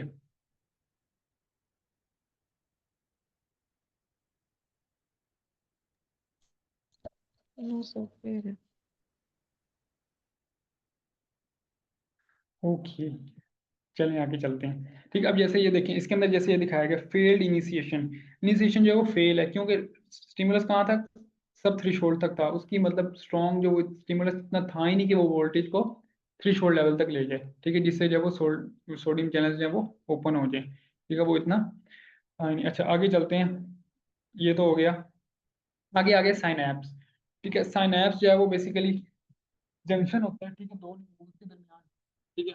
इसके अंदर क्या क्या आ जाता है, जो प्री साइनेप्टिक टर्मिनल है उसके अंदर क्या आ जाता है, प्री साइनेप्टिक टर्मिनल एक्सॉन का बना होता है, ठीक है। और जो पोस्ट साइनेप्टिक टर्मिनल है वो किसका बना होता है, डेंड्राइट का बना होता है, उसके दरमियान स्पेस होती है, उसे क्या कहते हैं, साइनेप्टिक क्लेफ्ट कहते हैं, ठीक है। डायग्राम के थ्रू समझते हैं, फिर उसके बाद जब हमें सारा समझ आ जाएगा, ठीक है। अच्छा, अब ये देखें, प्री साइनेप्टिक जो टर्मिनल है वो बेसिकली इसका बना हुआ है, एक्सॉन का बना हुआ है, ठीक है, एक्सॉन का बना हुआ है। तो इसके ऊपर माइलिनेटेड शीथ होगी, ठीक है, मतलब यहाँ पे जो है वो एक्शन पोटेंशियल आएगा, ठीक है, मतलब प्री साइनेप्टिक टर्मिनल तक एक्शन पोटेंशियल आ गया, ठीक है। जैसे ही एक्शन पोटेंशियल आएगा ना साइनेप्टिक टर्मिनल एंड तक, ठीक है, यहाँ पे ओपन हो जाएंगे potassium calcium channel, sorry calcium channel जो है वो voltage gated calcium channel open हो जाएंगे, ठीक है। अब इन कैल्शियम चैनल का क्या काम है, ठीक है, ये कैल्शियम चैनल्स ओपन होंगे, ठीक है। तो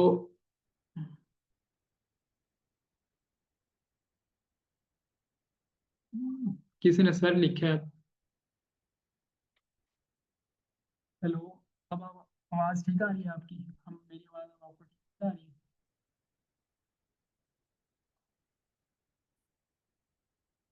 अब ठीक आ रही है आवाज़? जी सर, अब आ रही है। चलें आगे चलते हैं। अच्छा, जैसे ही न्यूरॉन्स और नर्व इम्पल्स जो है वो प्री साइनेप्टिक टर्मिनल तक आएगी, ठीक है, प्री साइनेप्टिक टर्मिनल जो है वो वहाँ पे वोल्टेज गेटेड कैल्शियम चैनल्स होते हैं, ठीक है, वो क्या हो जाएंगे, ओपन हो जाएंगे। Voltage gated calcium channel open होने से क्या होगा, कैल्शियम जो है वो इन साइड द सेल मूव करेगा, ठीक है, कैल्शियम जो है वो इन सेल मूव करेगा। कैल्शियम, बेसिकली कैल्शियम का फंक्शन क्या है, कैल्शियम जो है वो इसकी न्यूरोट्रांसमीटर जो है वो वेसिकल्स में जो क्लोज हुआ हुआ है, ठीक है, इनकी जो है वो क्या करवा देता है, एक्सोसाइटोसिस करवाता है, ठीक है, कैल्शियम चैनल, कैल्शियम का बेसिकली ये फंक्शन है, ठीक है। तो इसके अंदर कैल्शियम चैनल इसलिए ओपन होते हैं, ठीक है। अब न्यूरोट्रांसमीटर जो है वो इसके अंदर साइनेप्टिक रिलीज हो जाएगा एक्सोसाइटोसिस के थ्रू, ठीक है, क्या कहते हैं साइनेप्टिक वेसिकल से। न्यूरो ट्रांसमीटर साइनेप्टिक स्पेस में आएगा, साइनेप्टिक क्लेफ्ट में आएगा, ठीक है। फिर उसके बाद जो है वो पोस्ट साइनेप्टिक जो मेम्ब्रेन है, ठीक है, बेसिकली डेंड्राइट की जो पोस्ट साइनेप्टिक मेम्ब्रेन है, ठीक है, न्यूरॉन जो है उसकी जो मेम्ब्रेन है उसके ऊपर जो है वो न्यूरो के रिसेप्टर लगे होते हैं, ठीक है, न्यूरो उस पर एक्ट करेगा, ठीक है, उससे जो है वो आगे सिग्नल जो है वो आगे अगले न्यूरॉन में जो है वो इम्पल्स जो है वो जनरेट होगी, ठीक है, आगे जो है वो सिग्नल ट्रांसफर होगा, ठीक है। अब इसके अंदर बेसिकली इसके अंदर थ्योरीज की पढ़ लेते हैं, इसके अंदर क्या लिखा हुआ है, ठीक है। इसके बेस स्टेप्स इसके अंदर यही है कि क्या कहते हैं, एक्शन पोटेंशियल आया, कैल्शियम चैनल ओपन हुए, कैल्शियम चैनल के बाद फिर जो है वो में वेसिकल्स फ्यूज कर गए, ठीक है, एक्सोसाइटोसिस हुए, ठीक है, उसके बाद ट्रांसमीटर रिलीज हुआ, ठीक है, उसने जो है वो रिसेप्टर पे बाइंड किया पोस्ट साइनेप्टिक मेम्ब्रेन के, ठीक है, फिर उसके बाद जो है वो उसने पोस्ट साइनेप्टिक मेम्ब्रेन पे जो है वो सम चैनल्स जो है वो स्पेसिफिक चैनल्स जो है वो ओपन करवाए, ठीक है। अब ओपन करवाए हैं, ठीक है, उसके बाद जो है वो सिग्नल जनरेट हुआ है, ठीक है, एक्शन पोटेंशियल जनरेट हुआ है, ठीक है, और वो पोस्ट साइनेप्टिक मेम्ब्रेन में एक्शन पोटेंशियल जनरेट हुआ, इसी तरह वो आगे सिग्नल ट्रांसफर होता रहेगा, ठीक है। अच्छा, अब आगे डिपेंड करता है कि न्यूरो जो है वो कौन सा है, एक्साइटेटरी है या फिर इनहिबिटरी है, ठीक है, मतलब यहाँ से न्यूरो रिलीज हुआ है, उसने जो है वो पोस्ट साइनेप्टिक मेम्ब्रेन के रिसेप्टर पे जाके लगना है, ठीक है। अब डिपेंड करता है कि न्यूरो कौन सा है, कि वो इनहिबिटरी है या एक्साइटेटरी है। अगर वो एक्साइटेटरी है तो मतलब वो वहां पे जाके पोस्ट साइनेप्टिक मेम्ब्रेन नर्व में जाके न्यूरॉन्स में एक्शन पोटेंशियल जो है वो जनरेट करवाएगा, ठीक है। लेकिन अगर वो इनहिबिटरी है तो वो क्या करेगा, वो पोस्ट साइनेप्टिक मेम्ब्रेन में जाके सिग्नल को है वो इनहिबिट करवा देगा, मतलब वहां पे एक्शन पोटेंशियल जो है वो जनरेट नहीं करवाएगा, ठीक है। वो कैसे, अब ये देखें, अगर यहाँ पे सपोज है वो इसमें अगर रिलीज होता है एसिटाइल कोलिन रिलीज होता है, ठीक है, लाइक जैसे न्यूरोमस्कुलर जंक्शन पे एसिटाइल कोलिन रिलीज होता है, ठीक है, वो एक्साइटेटरी न्यूरो के तौर पे एक्ट करता है, ठीक है। अब वो यहाँ पे पोस्ट सिनेप्टिक मेम्ब्रेन पे जाके लगेगा तो क्या कौन से चैनल्स ओपन करवा देगा, ठीक है, वो सोडियम चैनल्स ओपन करवा देगा, सोडियम चैनल्स जो है वो अंदर जाएंगे, ठीक है। जब सोडियम चैनल अंदर जाते हैं तो हमने क्या पढ़ा था, क्या होती है, डीपोलराइजेशन होती है, डीपोलराइजेशन होती है तो मतलब क्या है, एक्शन पोटेंशियल जो है वो आगे जनरेट हो गया, ठीक है। इस तरह जो है वो एक्साइटेटरी काम करते हैं, ठीक है। लेकिन जो है वो अगर इनहिबिटरी होगा, ठीक है, लाइक जो है वो गैबा है, ठीक है, गैबा है, ग्लाइसिन है, ठीक है, इसी तरह जो है वो पेन किलर्स हमारे जितने भी वो आ जाते हैं, ठीक है, लाइक एंडोर्फिन डायनोर्फिन, ठीक है, मॉर्फिन, ये सारी जितने भी हैं वो इनहिबिटरी हैं, ठीक है। ये जब पोस्ट साइनेप्टिक मेम्ब्रेन पे जाके लगेंगे, ठीक है, न्यूरो जो है ये साइनेप्टिक लेफ्ट के बाद जो पोस्ट साइनेप्टिक मेम्ब्रेन है उसके रिसेप्टर पे जाके लगेंगे, ये बेसिकली क्या करवाएंगे, ये सोडियम चैनल्स ओपन नहीं करवाएंगे, ठीक है, ये बेसिकली क्या करवाएंगे, ये क्लोराइड चैनल जो है ये ओपन करवा देंगे, ठीक है। क्लोराइड चैनल जो है वो क्या, क्लोराइड चैनल ओपन करवाएंगे, उससे क्या होगा, हमारा जो है वो क्लोराइड जो है वो सेल के बाहर से अंदर मूव करना शुरू कर देगा, ठीक है, सेल के अंदर मूव करना शुरू कर देगा, तो मतलब क्लोराइड नेगेटिवली चार्ज है, ठीक है, नेगेटिवली चार्ज है तो मतलब क्या है, जो रेस्टिंग मेम्ब्रेन पोटेंशियल है वो और ज्यादा नेगेटिव हो जाएगा, ठीक है, मतलब ये इसने क्या करवाई, इनहिबिशन करवा दी, ना कि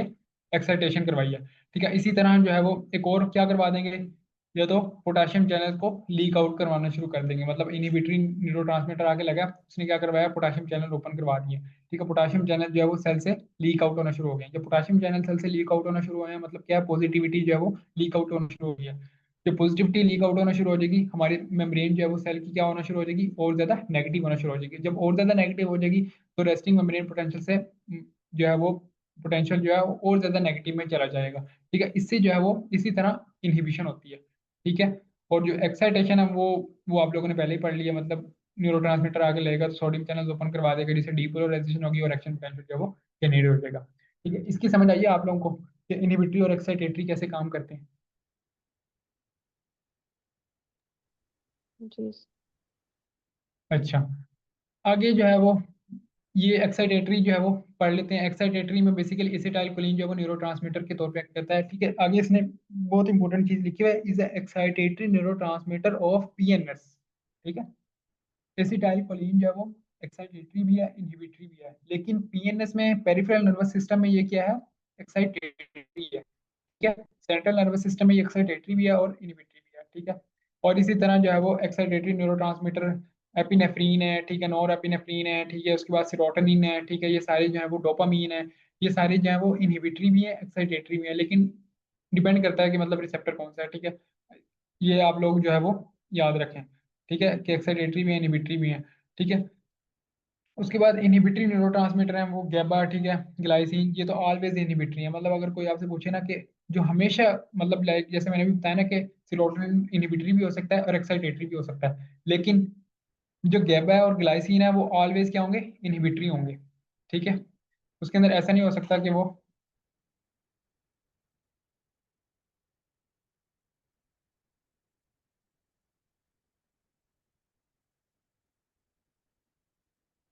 गैबा को एक्सप्लेन, गैबा जो है वो basically GABA gamma amino butyric acid है। ठीक है, अमाइनो एसिड से जो है वो बेसिकली ये बनता है। ठीक है, मतलब अमाइनो एसिड का डेरिवेटिव है। ठीक है, जो गैबा जो है वो बेसिकली ऑलवेज इनहिबिटरी न्यूरोट्रांसमीटर है। ठीक है, कभी ऐसा नहीं होगा कि या इनहिबिटरी वजह से इसका बताया आपको, नोरेपिनेफ्रीन का बताया या फिर सेरोटोनिन का बताया, ठीक है, डोपामीन का बताया। ठीक है, गैबा और ग्लाइसिन ऑलवेज क्या होंगे, इनहिबिटरी न्यूरोट्रांसमीटर होंगे। बहुत सारे होगा, या तो राइट चैनल ओपन हो जाएगा, राइट इंस्टेंट मूव करेगा और ज्यादा हो जाएगी, या तो पोटेशियम चैनल, पोटेशियम चैनल जो है वो, पोटेशियम जो है वो आउटसाइड से मूव करेगा नेगेटिविटी और ज्यादा हो जाएगी। ठीक है, बेसिकली काम करने का फंक्शन जो है वो इन सब का सेम ही होता है। ठीक है, एंडोर्फिन जो है वो बेसिकली हमारे बॉडी में जो है वो पेन किलर्स होते हैं। ठीक है, वो प्रोड्यूस होते हैं, लाइक जैसे जैसे हम रात को सोते हैं, ठीक है, तो मैं लाइक अगर पेन हो रही है, लेकिन सुबह उठते हैं तो ऑलमोस्ट जो है वो पेन कम हो जाती है। ठीक है, पेन जो है वो खत्म हो जाती है। ठीक है, तो बेसिकली क्या काम होता है, वो उनका काम होता है, इनहिबिटरी न्यूरोट्रांसमीटर्स होते हैं। ठीक है, एंडोर्फिन्स होते हैं, ठीक है, जो पेन किलर के तौर पे एक्ट करते हैं। ठीक है, और इस जो है वो हमारे पेन को कम कर देते हैं। लाइक इसमें जो आ जाते हैं एंडोर्फिन में डायनोर्फिन आ जाता है। ठीक है, ये मॉर्फिन वगैरह आ जाती हैं। ठीक है, जो हमारे पेन किलर्स के तौर पे एक्ट करती हैं। ठीक है, इसकी समझ आ गई आप लोगों को?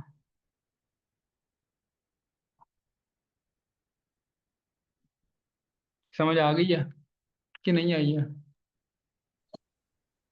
जी सर। अच्छा, आगे इसके अंदर बस एक छोटा सा डिफरेंस है केमिकल साइनैप्स का और इलेक्ट्रिकल साइनैप्स का। ठीक है, वो आप लोग देख लें। ठीक है, ये इंपॉर्टेंट सेक्शन है, लाइक ये फेडरल की बुक में शायद लिखा हुआ है केमिकल और इलेक्ट्रिकल साइनैप्स का। इलेक्ट्रिकल साइनैप्स बेसिकली ब्रेन में होते हैं। ठीक है, केमिकल साइनैप्स है वो ब्रेन में भी होते हैं और आउटसाइड द ब्रेन भी होते हैं। आउटसाइड द ब्रेन इसकी एग्जांपल हमने अभी पढ़ी है कि न्यूरोमस्कुलर जंक्शन पे केमिकल साइनैप्स होता है जिसपे न्यूरोट्रांसमीटर रिलीज होता है। इलेक्ट्रिकल साइनैप्स बेसिकली जो है वो उसके अंदर न्यूरोट्रांसमीटर रिलीज नहीं होता, बल्कि उसके अंदर सेल टू सेल कनेक्शन बना होता है। ठीक है, मतलब एक सेल का साइटोप्लाज्म है दूसरे सेल के साइटोप्लाज्म के साथ डायरेक्टली कनेक्टेड होता है। डायरेक्टली कनेक्टेड कैसे होता है, मतलब मेम्ब्रेन्स के अंदर पोर्स होते हैं। ठीक है, मतलब सोडियम चैनल एक मेम्ब्रेन से निकल के, एक सेल की मेम्ब्रेन से निकल के दूसरे सेल में चले जाते हैं। इलेक्ट्रिकल साइनैप्स ऐसे होता है। ठीक है, तो इससे हमें पता चलता है इलेक्ट्रिकल साइनैप्स जो है वो फास्टर होता है, केमिकल साइनैप्स फास्टर नहीं होता। ठीक है, इलेक्ट्रिकल साइनैप्स का जो ड्यूरेशन है वो शॉर्टर होता है, केमिकल साइनैप्स का ड्यूरेशन लॉन्गर होता है। ठीक है, इसी तरह इलेक्ट्रिकल साइनैप्स में न्यूरोट्रांसमीटर नहीं होता, केमिकल साइनैप्स में न्यूरोट्रांसमीटर होता है। ठीक है, इलेक्ट्रिकल साइनैप्स की मतलब वो फटीगेबिलिटी जो है वो नहीं होती, मतलब ये है कि ऐसा नहीं होता कि एक वक्त के बाद जो है वो इलेक्ट्रिकल साइनैप्स जो है वो काम करना बंद कर दें, लेकिन केमिकल साइनैप्स ऐसा होता है। क्यों? एक वक्त ऐसा आता है कि मतलब अगर ज्यादा सारी जो है नर्व इम्पल्स भेज दिए, उसके बाद जो है वो केमिकल साइनैप्स थोड़ी देर के लिए काम करना बंद कर देगा। ठीक है, उसकी फटीग हो जाएगी, वो थक जाएगा। वो क्यों थक जाएगा? क्योंकि न्यूरोट्रांसमीटर जितना भी होगा, मतलब स्टोर हुआ वो होगा प्री साइनेप्टिक मेम्ब्रेन में, वो सारा जो है वो यूज हो जाएगा, जिससे जो है वो फिर आगे सिग्नल जाएगा नहीं। ठीक है, इसे कहते हैं फटीग फटीग कहते हैं इसे, ठीक है। केमिकल साइनेप्स की फटीग होती है, लेकिन इलेक्ट्रिकल साइनेप्स की फटीग नहीं होती है, ठीक है। आगे चलें। नहीं सर, और काफी। चलें आगे चलते हैं। इसके बाद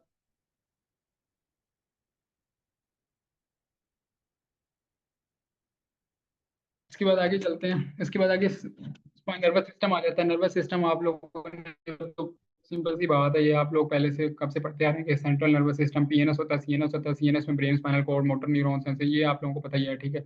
ये आप लोग आगे खुद ही देख लें, ठीक है। उसके बाद आगे सेंट्रल नर्वस सिस्टम को किसने किसने कवर किया होता है, ठीक है। जो है वो ब्रेन को किसने कवर किया होता है, उसको स्कल ने कवर किया होता है, ठीक है। जो स्पाइनल कॉर्ड है उसे किससे कवर किया होता है, वर्टिब्री ने कवर किया होता है, ठीक है। वर्टिब्री में भी न्यूरल आर्चेज आ जाती हैं, ठीक है, जिसने स्पाइनल कॉर्ड को कवर किया होता है। और इन तीनों की जो है मतलब इन दोनों के इर्द गिर्द जो है वो मेनिंजेस की लेयर होती है। 3 मेनिंजेस की लेयर होती है, ड्यूरा मैटर, एरिकनॉइड मैटर और पिया मैटर, ठीक है। अच्छा, सीएसएफ किसके दरमियान होता है, ड्यूरा मैटर, एरिकनॉइड या पिया?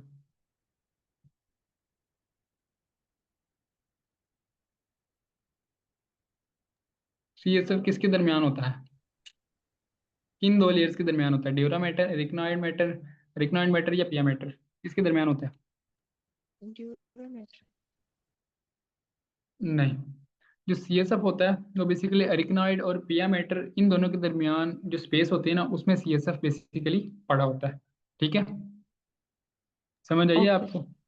जी जी। ठीक है, मतलब एरिकनॉइड और पिया मैटर के दरमियान जो है वो पड़ा होता है, ठीक है। लाइक इसको ये देखें, ठीक है, इसके अंदर बल्कि अच्छा दिखाया गया है, ठीक है। ये देखें, पहला जो है वो स्कल है, ठीक है। स्कल जो है वो ब्रेन को जिसने मतलब प्रोटेक्ट किया हुआ है। स्कल के बाद ड्यूरा मैटर आ जाती है, रिकनॉइड मैटर आ जाती है, पिया मैटर आ जाती है, फिर उसके बाद जो है वो ग्रे मैटर आ जाता है, ठीक है। फिर वाइट मैटर आ जाता है, ठीक है।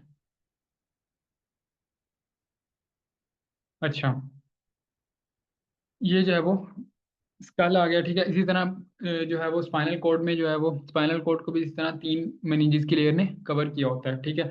उसके बाद जो है वो इसके अंदर कैविटीज होती हैं जिन्हें वेंट्रिकल्स कहते हैं, ठीक है। ब्रेन में जो कैविटीज होती हैं उन्हें वेंट्रिकल्स कहते हैं, ठीक है। उसके अंदर जो है वो लिटरल वेंट्रिकल्स आ जाती हैं, उसके थर्ड वेंट्रिकल आ जाती है, उसके बाद जो है वो एक एक्वीडक्ट आ जाती है, उसके बाद फोर्थ वेंट्रिकल आ जाती है। ब्रेन की जो जो स्पेसिस होते हैं उन्हें वेंट्रिकल्स कहते हैं। और इसी तरह स्पाइनल कॉर्ड की जो स्पेस है उसे क्या कहते हैं, सेंट्रल केनाल कहते हैं। उसे क्या कहते हैं, सेंट्रल केनाल कहते हैं। समझ आइए आपको? Okay sir. समझ आ रही है? जी सर, आ रही है। ठीक है। अच्छा, चलें आगे ब्रेन को पढ़ लेते हैं सबसे पहले, ठीक है। ब्रेन के अंदर फोर, ये तो आप लोगों को पता है, fore brain, mid brain, hind brain होता है, ठीक है। जो फोर ब्रेन है, ठीक है, फोर ब्रेन के भी आगे उसने दो पार्ट बनाए हुए हैं, टेलेंसेफ्लॉन एंड डायंसेफ्लॉन, ठीक है। टेलेंसेफ्लॉन में बेसिकली सेरिब्रम आ जाता है और डायंसेफ्लॉन में थैलेमस और लिम्बिक सिस्टम आ जाता है, ठीक है। ये इस तरह डिवीजन की गई है, ठीक है।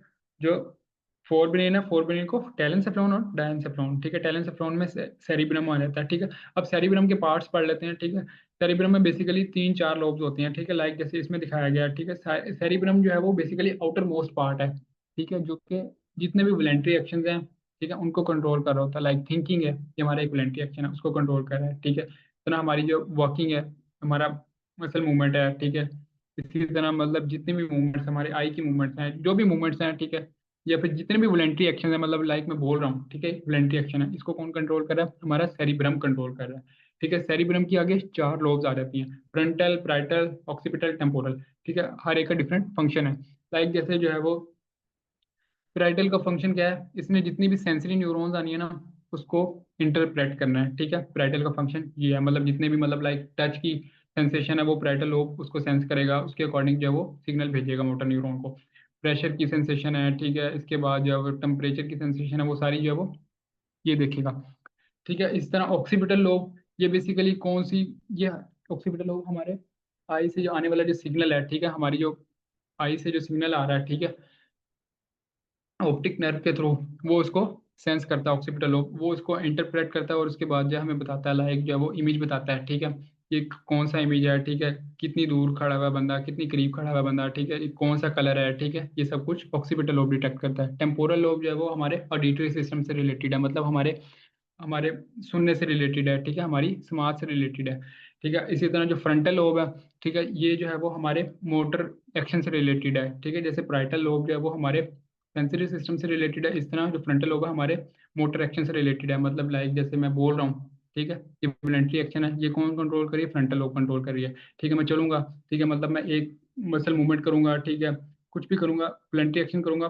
ठीक है, मोटर मूवमेंट होगी, वो कौन कंट्रोल करेगा? फ्रंटल लोब कंट्रोल करेगी। इस तरह फ्रंटल लोब का और भी एडवांस फंक्शन है, लाइक थिंकिंग जो है वो, लॉजिकल रीजनिंग जो है, ये सारा फ्रंटल लोब का फंक्शन है, ठीक है। ये आप लोगों ने बुक से बाकी एग्जैक्ट जो है वो याद कर लेने हैं, ठीक है, डिफरेंस, ठीक है, कौन कौन सा किस किस का फंक्शन है, ठीक है। ये इसका जनरल से मैंने ओवरव्यू दे दिया, ठीक है। लाइक जैसे सेरिब्रम है, ठीक है, उसको जो है वो दो पार्ट में डिवाइड करते हैं। लाइक ये तो आप लोगों को पता ही होगा, hemisphere right hemisphere left hemisphere, उन दोनों के दरमियान जो कनेक्ट करता है उसे कॉर्पस कैलोजम कहते हैं, ठीक है। आगे जो है वो इसकी जो है वो सब एरियाज उसने बताए गए, सेंसरी मोटर एसोसिएटेड, ये आप लोग जो है वो पढ़ लें। आगे इसने आगे लिख भी है, control the voluntary movements, act as the interpret centre for the interpretation, sight smell taste, ठीक है। साइट के लिए ऑक्सीपिटल लोब है, ठीक है। इस तरह जो है वो टेस्ट वगैरह स्मेल वगैरह के लिए ये जो प्राइटल लोब है, ठीक है। स्पीच और हियरिंग के लिए जो है टेम्पोरल लोब है, स्पीच के लिए जो है वो फ्रंटल लोब है, ठीक है। जजमेंट रीजनिंग के लिए भी फ्रंटल लोब है, ठीक है। उसके बाद आगे आ जाता है थैलेमस, ठीक है। थैलेमस बेसिकली जो है वो किसका पार्ट है? डायनसेफ्लॉन का पार्ट है, ठीक है। थैलेमस जो है वो रिले सेंटर है, ठीक है। रिले सेंटर से मुराद क्या है? मतलब गेट अवे, ठीक है। मतलब क्या है कि एक्ट एज गेट के तौर पे काम करता है, मतलब ब्रेन से जो भी इंफॉर्मेशन आएगी हमारी पेरिफेरल बॉडी तक, ठीक है, मतलब मसल तक कोई इंफॉर्मेशन आ रही है तो वो कहाँ से गुजर के जाएगी? थैलेमस से गुजर के जाएगी। इसी तरह हमारी कोई भी सेंसेशन है, हमारी सेंसरी इंफॉर्मेशन है, वो ब्रेन तक जा रही है, सेरिब्रम तक जा रही है, तो उसने कहाँ से गुजर के जाना है? थैलेमस तक। एक्सेप्ट स्मेल, ठीक है। स्मेल की जो सेंस है वो कहाँ? थैलेमस से गुजर के नहीं जाती, ठीक है। बल्कि इसके अलावा जितनी भी सेंसेस है, लाइक ऑडिटरी की सेंसेस है, हमारी जो ऑक्सीपिटल लोब्स है, हमारी जो आई की सेंसेस है, ठीक है। इसी तरह हमारे जो क्या कहते हैं मोटर न्यूरॉन्स हैं, ठीक है। ये जितने भी सारे जो हैं वो मोटर न्यूरॉन्स जो हैं वो बेसिकली ब्रेन से आ रहे होते हैं, ठीक है। हमारे टच प्रेशर जितने भी हैं ये सारे थैलेमस से गुजर के जाएंगे, ठीक है। उसके बाद आ जाता है लिम्बिक सिस्टम। लिम्बिक सिस्टम में तीन चार चीज़ें आ जाती हैं। लिम्बिक सिस्टम में हाइपोथैलेमस आ जाता है, एमिगडाला आ जाता है, ठीक है। उसके बाद जो है वो उसके अंदर हिप्पोकैम्पस आ जाता है, ठीक है। इसका जो है वो याद रखने आसान तरीका जो है वो, लाइक इसके अंदर होम, ठीक है, निमोनिक्स याद रखें। होम्योस्टैसिस किसका काम है? ठीक है, लिम्बिक सिस्टम में तीन चार चीज़ें आ जाती हैं, ठीक है। ये आप लोगों ने जो पढ़ी है, लाइक एक हिप्पोकैम्पस पढ़ा है, ठीक है, और जो है वो एमिगडाला पढ़ा है, और हाइपोथैलेमस पढ़ा है, ठीक है। जो हाइपोथैलेमस है उसका काम क्या है? होम्योस्टेसिस मेंटेन करना। अब जितने भी हमारी बॉडी का होम्योस्टेसिस है, वो चाहे वाटर का होम्योस्टेसिस है, वाटर बैलेंस हो, वो हाइपोथैलेमस मेंटेन कर रहा है, ठीक है। इसी तरह अब मुझे बताएं कि हाइपोथैलेमस में कौन से रिसेप्टर होंगे, ठीक है, जो है वो वाटर का जो बैलेंस है वो मेंटेन कर रहे हैं, ठीक है। कौन से रिसेप्टर होंगे हाइपोथैलेमस में? मैकेनो होंगे, ओस्मो होंगे, ठीक है, कौन से होंगे? बैरो होंगे, कौन से होंगे? कीमो होंगे, कौन से रिसेप्टर होंगे? लाइक वाटर की एग्जांपल ले लें, अगर वाटर मतलब वाटर बैलेंस जो है वो कंट्रोल कर रहा है हाइपोथैलेमस, तो उसके अकॉर्डिंग हाइपोथैलेमस में कौन से रिसेप्टर होंगे? Mechano receptors. वो कैसे?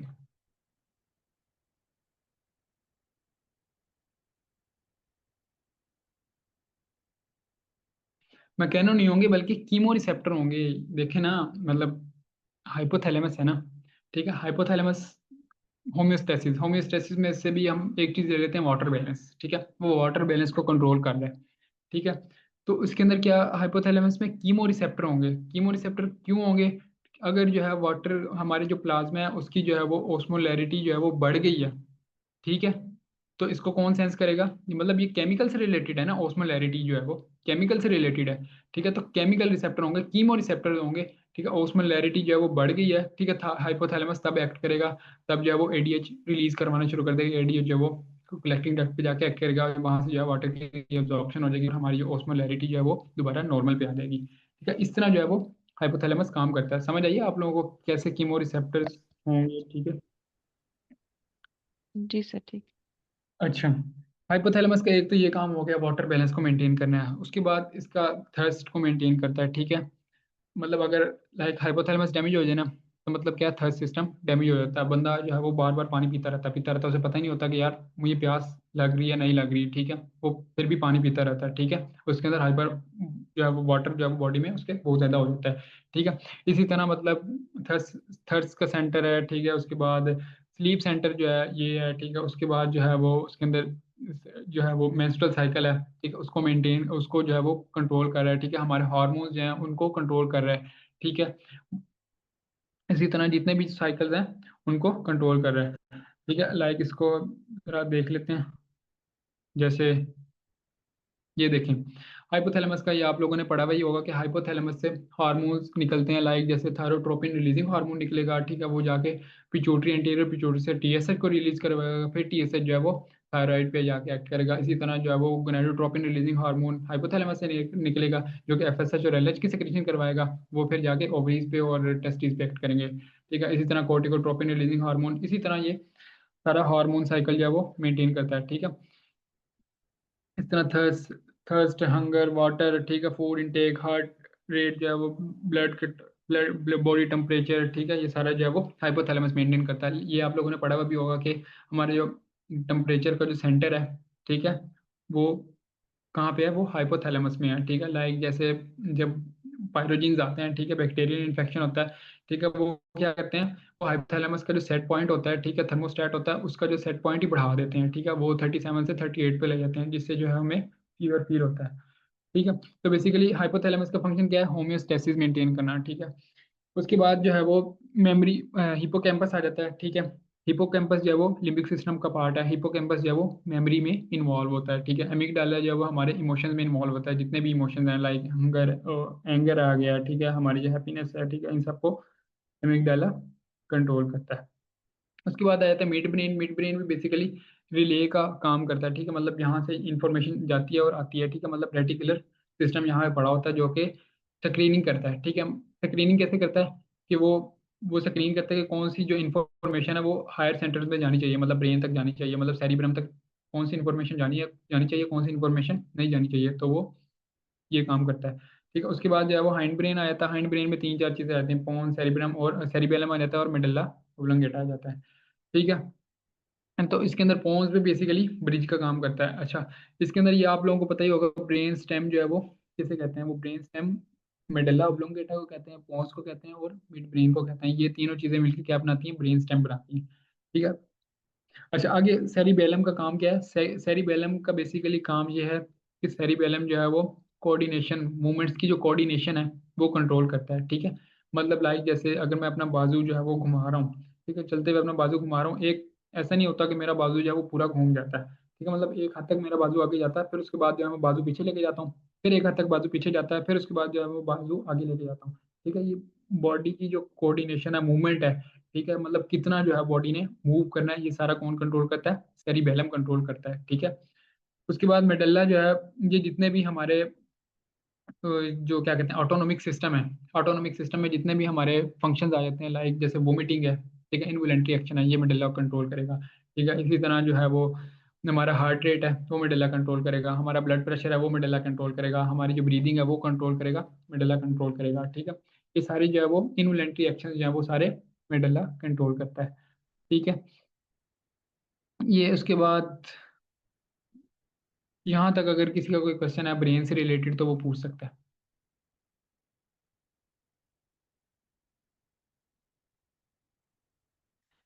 ब्रेन से रिलेटेड किसी का कोई क्वेश्चन है तो वो पूछ ले। No sir. ठीक, आगे चलते हैं। आगे आ जाता है स्पाइनल कॉर्ड, ठीक है। स्पाइनल कॉर्ड बेसिकली लाइक ये देखें, इधर से स्ट्रक्चर, इस स्ट्रक्चर से ना स्पाइनल कॉर्ड सारी समझ लेते हैं, ठीक है, या तो हाँ इससे समझते हैं, ये ज़्यादा अच्छा, ठीक है। स्पाइनल कॉर्ड में बेसिकली ये देखें, सामने सेंटर में क्या होती है, सेंट्रल कैनाल होती है, ठीक है। इसके अंदर बटरफ्लाई शेप जो है वो रीजन क्या होता है, ग्रे मैटर होता है, ठीक है। और आउटर रीजन क्या होता है, व्हाइट मैटर होता है, ठीक है। ये ऑपोजिट है ब्रेन से, ठीक है। लाइक जैसे हमने अभी देखते हैं ब्रेन में, जैसे हमने देखा था, ठीक है, लाइक ब्रेन में जो रीजन होता है, ठीक है, पहले क्या आ रहा है, पहले ग्रे मैटर आ रहा है, ठीक है, जो सेरिब्रम होता है वो ग्रे मैटर ही होता है, ठीक है। पहले क्या आ रहा है, ग्रे मैटर आ रहा है, ठीक है। इन साइड जो है वो व्हाइट मैटर है, आउटसाइड ग्रे मैटर है, इन साइड व्हाइट मैटर है। लेकिन स्पाइनल कॉर्ड में क्या है, स्पाइनल कॉर्ड में इनसाइड जो है वो ग्रे मैटर है, आउटसाइड जो है वो वाइट मैटर है। ठीक है, तो इसके अंदर बेसिकली जो है वो स्पाइनल कॉर्ड का बेसिकली फंक्शन जो है वो तीन ही फंक्शन है। एक तो इंफॉर्मेशन जो है ये ब्रेन तक लेके जाता है, दूसरा काम जो है ये ब्रेन से इंफॉर्मेशन जो है वो पेरिफेरल ऑर्गन तक लेके आता है, मतलब ग्लैंड्स और इफेक्टर्स तक लेके जाता है। ठीक है, और तीसरा फंक्शन इसका जो है वो रिफ्लेक्स एक्शन कंट्रोल करता है। ठीक है, मतलब रिफ्लेक्सेस कंट्रोल करता है हमारे। ठीक है, इनवॉलंटरी एक्शन जो है वो कंट्रोल करता है। ये तीन जो है वो स्पाइनल कॉर्ड के फंक्शन है। ठीक है, उसके बाद अब हम इसके अंदर देख लेते हैं कि जो है वो डोर्सल एक होता है, मतलब इसकी डोर्सल रूट होती है। ठीक है, मतलब जो यहाँ से जो नर्व निकल रही होती हैं, लाइक ये तो आप लोगों को पता ही होगा कि क्रेनियल नर्व्स हैं और स्पाइनल नर्व्स हैं। स्पाइनल नर्व्स जो है वो मिक्स नर्व है, मिक्स नर्व से मुराद इसके अंदर सेंसरी न्यूरॉन, सेंसरी फाइबर्स भी होते हैं और मोटर फाइबर्स भी होते हैं। ठीक है, लेकिन जो है वो क्रेनियल नर्व्स जो है वो कुछ मिक्स्ड होती हैं, कुछ जो है वो सेंसरी होती हैं, कुछ जो है वो प्योरली मोटर होती हैं। ठीक है, वो भी हम देखते हैं आगे। ठीक है, तो अभी स्पाइनल कॉर्ड की बात कर लेते हैं। इसके अंदर से इस इधर से 31 पेयर निकलते हैं, मतलब एक जो है वो यहाँ से निकल रहा है, एक इस साइड से निकलता है, मतलब एक राइट से एक लेफ्ट से। ठीक है, तो इस तरह जो है वो एक पेयर बन जाता है। ठीक है, अच्छा अब ये देखें, इसकी जो है वो डोर्सल रूट है। ठीक है, डोर्सल रूट जो है वो सेंसरी रूट है। ठीक है, और जो वेंट्रल रूट है, वेंट्रल रूट इसकी क्या है, मोटर रूट है। ठीक है, अब सेंसरी रूट है तो मतलब क्या है, सेंसरी इंफॉर्मेशन अंदर जाएगी। ठीक है, तो मतलब क्या है, डोर्सल रूट ऑफ गैंग्लिया जो है वो इधर पड़ा हुआ है। मतलब इसके अंदर कहने का मतलब ये है कि जो सेंसरी न्यूरॉन्स हैं उनकी सेल बॉडीज जो है वो डोर्सल रूट ऑफ गैंग्लिया में पड़ी हुई हैं। ठीक है, मतलब क्या है कि सेंसरी न्यूरॉन्स की सेल बॉडी जो है वो आउटसाइड द स्पाइनल कॉर्ड पड़ी हुई है। ठीक है, उसके बाद जो है इसके आगे एक्सॉन्स जो है वो अंदर जाएंगे। ठीक है, आगे इसके अंदर ग्रे मैटर में क्या पड़े होंगे, इंटर न्यूरॉन पड़े होंगे। ग्रे मैटर में इंटर न्यूरॉन पड़े होंगे। ठीक है, फिर जो है इंटर न्यूरॉन इसको इंफॉर्मेशन को इंटरप्रेट करेंगे, फिर आगे जो सिग्नल जो है वो आगे मोटर न्यूरॉन को देंगे। मोटर न्यूरॉन जो है वो वेंट्रल रूट से निकलेगा। ठीक है, अब वेंट्रल रूट से निकलेगा, अब देखें वेंट्रल रूट, मोटर न्यूरॉन की जो सेल बॉडीज हैं वो कहाँ पड़ी हुई हैं, इनसाइड द स्पाइनल कॉर्ड। ठीक है, और जो सेंसरी न्यूरॉन है उनकी जो सेल बॉडी कहाँ पड़ी हुई है, आउटसाइड द स्पाइनल कॉर्ड। ठीक है, ये तीन चार डिफरेंसेस जो है वो आप लोगों ने याद रखने हैं। ठीक है, लाइक जैसे जो वाइट मैटर है इसके अंदर बेसिकली होते ही फाइबर्स हैं। ठीक है, मतलब इसके अंदर बेसिकली नर्व क्या कहते हैं, नर्व्स होती हैं, एक्सोन्स होते हैं, जिसकी वजह से एक्सोन्स जो है वो माइलिनेटेड होते हैं, जिसकी वजह से ये वाइट नजर आता है। ठीक है, तो ये वेंट्रल रूट और डोर्सल रूट जो है ये दोनों मिल गई हैं और स्पाइनल नर्व बना दिया। मतलब क्या है, डोर्सल रूट सेंसरी थी, वेंट्रल रूट क्या थी, मोटर थी। ये दोनों मिल गई हैं और इसने क्या बना दी, स्पाइनल नर्व बना दिया, और ये क्या बन गई है, मिक्स नर्व बन गई है। ठीक है, उसके बाद इसके अंदर क्या आ जाता है जी, हॉर्न आ जाते हैं। हॉर्न को देख लेते हैं, posterior horn, lateral horn, anterior horn. ठीक है, ये बेसिकली ग्रे मैटर के हॉर्न है। ठीक है, और जो कॉलम्स हैं वो बेसिकली किसके हैं, वाइट मैटर्स के हैं। ठीक है, आप लोगों को इसकी समझ आ रही है कि मतलब जो कॉलम्स हैं वो वाइट मैटर्स के हैं और हॉर्न जो हैं वो ग्रे मैटर के हैं। ठीक है, अब ग्रे मैटर को देख लेते हैं। ग्रे मैटर जो है उसके अंदर पोस्टीरियर हॉर्न आ जाता है, लेटरल हॉर्न और इंटीरियर हॉर्न। अच्छा, पोस्टीरियर हॉर्न में क्या होगा कि सेंसरी न्यूरॉन होंगे। पोस्टीरियर हॉर्न में क्या होगा, सेंसरी न्यूरॉन्स होंगे। ठीक है, लेटर हॉर्न में क्या होगा, सिंपैथेटिक चेन होगी। ठीक है, सिंपैथेटिक चेन के न्यूरॉन्स होंगे। ठीक है, उसके बाद जो है वो एंटीरियर न्यूरॉन्स, एंटीरियर हॉर्न में क्या होगा, मोटर न्यूरॉन्स होंगी। ठीक है, इसी तरह मतलब आगे लाइक जैसे अगर हम अगर देखें ये लेटरल हॉर्न की बात करें। ठीक है, तो आप लोग मुझे बताएं लेटरल हॉर्न कहाँ से कहाँ तक होंगे, मतलब वर्टिब्री के कौन से लेवल तक होंगे लेटरल हॉर्न।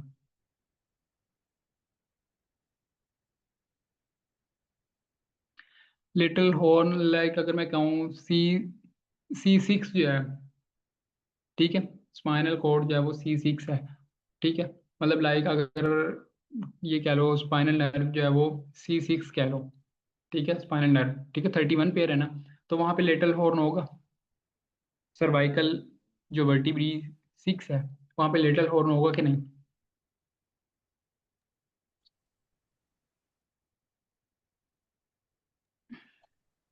आइडिया आप नहीं लोगों है को सर, ये हमारी बुक में नहीं है।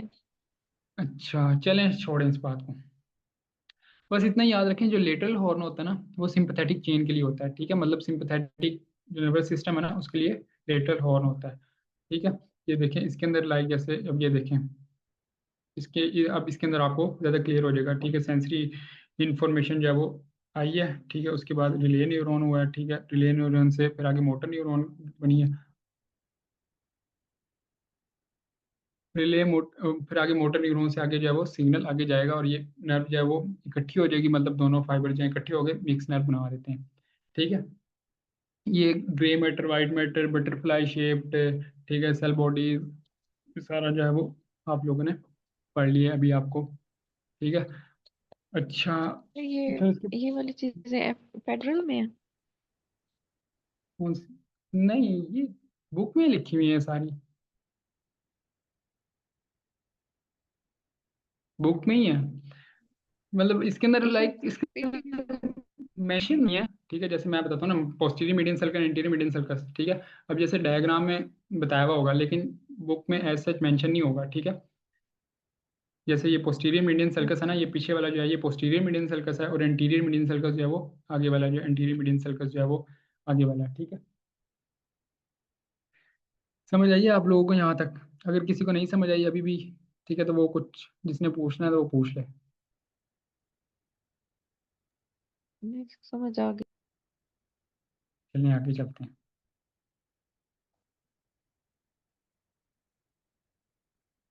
अच्छा, किसने लिखा टेलन आज सफ्लोन? पूरा टेलन सेफ्लॉन जो है सेरिब्रम, हाँ सेरिब्रम का दूसरा नाम है। ठीक है, डायन सेफ्लॉन जो है, डायन सेफ्लॉन के अंदर दो चीज़ें आ जाती है ना। ठीक है, फोर ब्रेन को उसने बेसिकली दो चीज़ों में डिवाइड कर दिया, टेलन और डायन सेफ्लॉन। ठीक है, ठीक है, टेलन सेफ्लॉन जो है वो सेरिब्रम को उसने कह दिया। ठीक है, और जो डायन सेफ्लॉन है, ठीक है, उसको उसने क्या कह दिया, उसके अंदर थैलेमस आ जाता है और उसके अंदर लिम्बिक सिस्टम आ जाता है। ठीक है, ये चीज़ें उसने बताई हैं।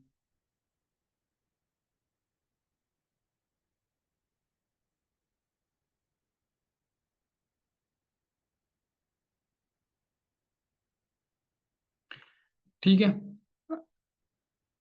अच्छा, आगे चलते हैं। आगे आ जाता है जी नर्वस सिस्टम। ठीक है, मतलब ये तो आप लोगों ने पढ़ा ही होगा। ठीक है, पेरिफेरल नर्वस सिस्टम के अंदर, पेरिफेरल नर्वस सिस्टम बेसिकली वो होता है कि स्पाइनल कॉर्ड और ब्रेन, ठीक है, इनके अलावा, ठीक है, मनिंजीज ने इनको क्लोज कर दिया, इसके अलावा जितनी भी बाहर जितनी भी नर्व्स होंगी ना, वो सारी किस में आ जाएंगी? पेरिफेरल नर्वस सिस्टम में आ जाएंगी। ठीक है, अब पेरिफेरल नर्वस सिस्टम में जैसे अब ये देखें, स्पाइनल नर्व और cranial nerves peripheral nervous system का पार्ट है। वो क्यों पार्ट है? क्योंकि स्पाइनल नर्व जो है वो उससे निकलती है स्पाइनल कोर्ड से, जैसे स्पाइनल कोर्ड से निकली तो वो किसका पार्ट बन गई? पेरिफेरल नर्वस सिस्टम का। इस तरह क्रेनियल नर्व जैसे क्रेनियल कैविटी से निकलेगी, ठीक है, तो वो किसका पार्ट बन जाएगी? पेरिफेरल नर्वस सिस्टम का। ठीक है, ये आप लोगों को पता ही होगा क्रेनियल नर्व्स कितनी होती हैं और पेरिफेरल नर्व्स जो है वो कितनी होती हैं। ठीक है, और स्पाइनल नर्व्स जो है वो कितनी होती हैं।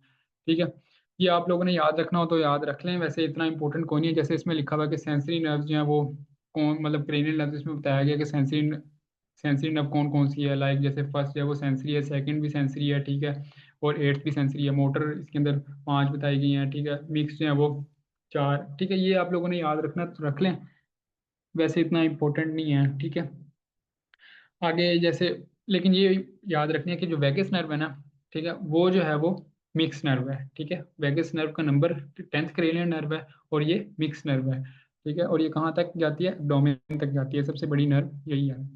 ठीक है, आगे जो पेरिफेरल नर्वस सिस्टम है उसको दो पार्ट में डिवाइड किया हुआ है। मतलब एक जो है सोमेटिक, सोमेटिक वो होता है जो बेसिकली हमारे वोलेंट्री मसल्स है ना, उनको कंट्रोल कर रहा होता है। लाइक जो सिग्नल जो है वो हमारे स्केलेटल मसल तक लेके जा रहा हो तो उसे क्या कहेंगे?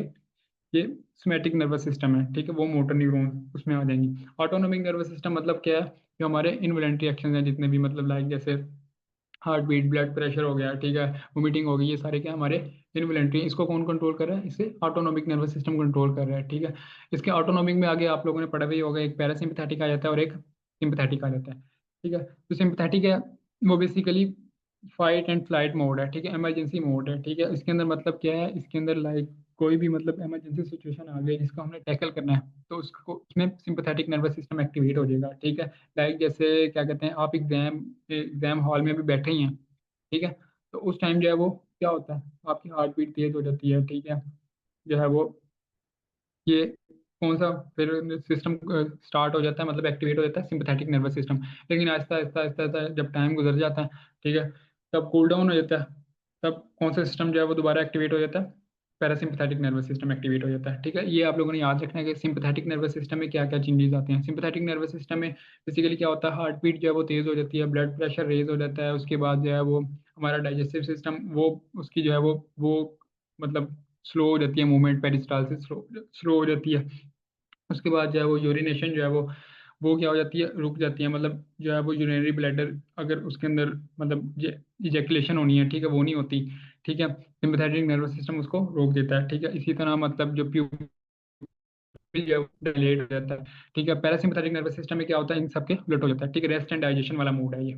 ठीक है, इसके अंदर क्या होगा, इसके अंदर हार्ट बीट जो है वो स्लो डाउन हो जाएगी, प्यूपिल जो है वो कंस्ट्रिक्ट हो जाएगा। ठीक है, बीपी जो है वो लो हो जाएगा, डाइजेशन जो है वो इंक्रीज हो जाएगी। ठीक है, हमारी जो है वो जो यूरिनरी स्फिंक्टर है, ठीक है, वो क्या हो जाएंगे, ओपन हो जाएंगे। ठीक है, अगर क्या कहते हैं यूरिनेशन होनी है, ठीक है, तब जो है वो इजीली हो जाएगी। मतलब जो है वो हमारे जो डेट्रूजन मसल होते हैं उसमें यूरिनरी ब्लैडर में, ठीक है, वो कॉन्ट्रैक्ट करना स्टार्ट कर देंगे। ठीक है, सिंपैथेटिक और जो है वो पैरासिम्पैथेटिक का ये फंक्शन है, मतलब रेस्ट एंड डाइजेशन वाला मूड जो है वो पैरासिम्पैथेटिक होगा और सिंपैथेटिक जो है वो फाइट एंड फ्लाइट वाला मूड होगा। ठीक है, अच्छा अब देख लें कि जो एक चीज़ याद रखनी है कि इन दोनों में जो बेसिकली जो इम्पोर्टेंट चीज़ है वो ये है कि दो न्यूरॉन्स होते हैं और एक गैंग्लिया होता है। ठीक है, एक प्री गैंग्लियोनिक न्यूरॉन होता है, ठीक है, और एक पोस्ट गैंग्लियोनिक न्यूरॉन होता है। ठीक है, मतलब गैंग्लिया से पहले जो न्यूरॉन होगा वो प्री गैंग्लियोनिक होगा और गैंग्लिया के बाद वाला पोस्ट गैंग्लियोनिक होगा। अच्छा, आप लोग ये बता सकते हैं कि क्या कहते हैं कहाँ पे मतलब अगर सपोज पैरासिम्पथेटिक नर्वस सिस्टम की बात करें और लाइक अगर सिंपथेटिक नर्वस सिस्टम की बात करें, उसका पोस्ट गैंग्लियोनिक फाइबर जो बड़ा होता है कि प्री गैंग्लियोनिक फाइबर बड़ा होता है, कौन सा फाइबर बड़ा होता है?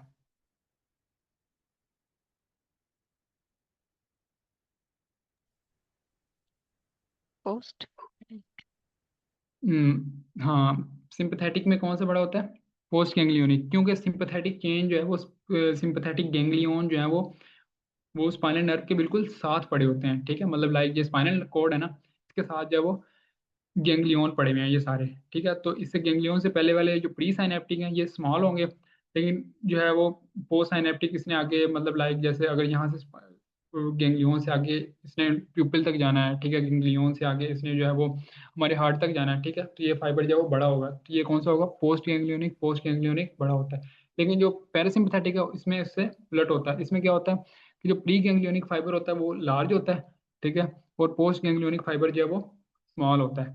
ठीक है, वो क्यों? क्योंकि जो प्री गैंग्लियोनिक फाइबर है, जो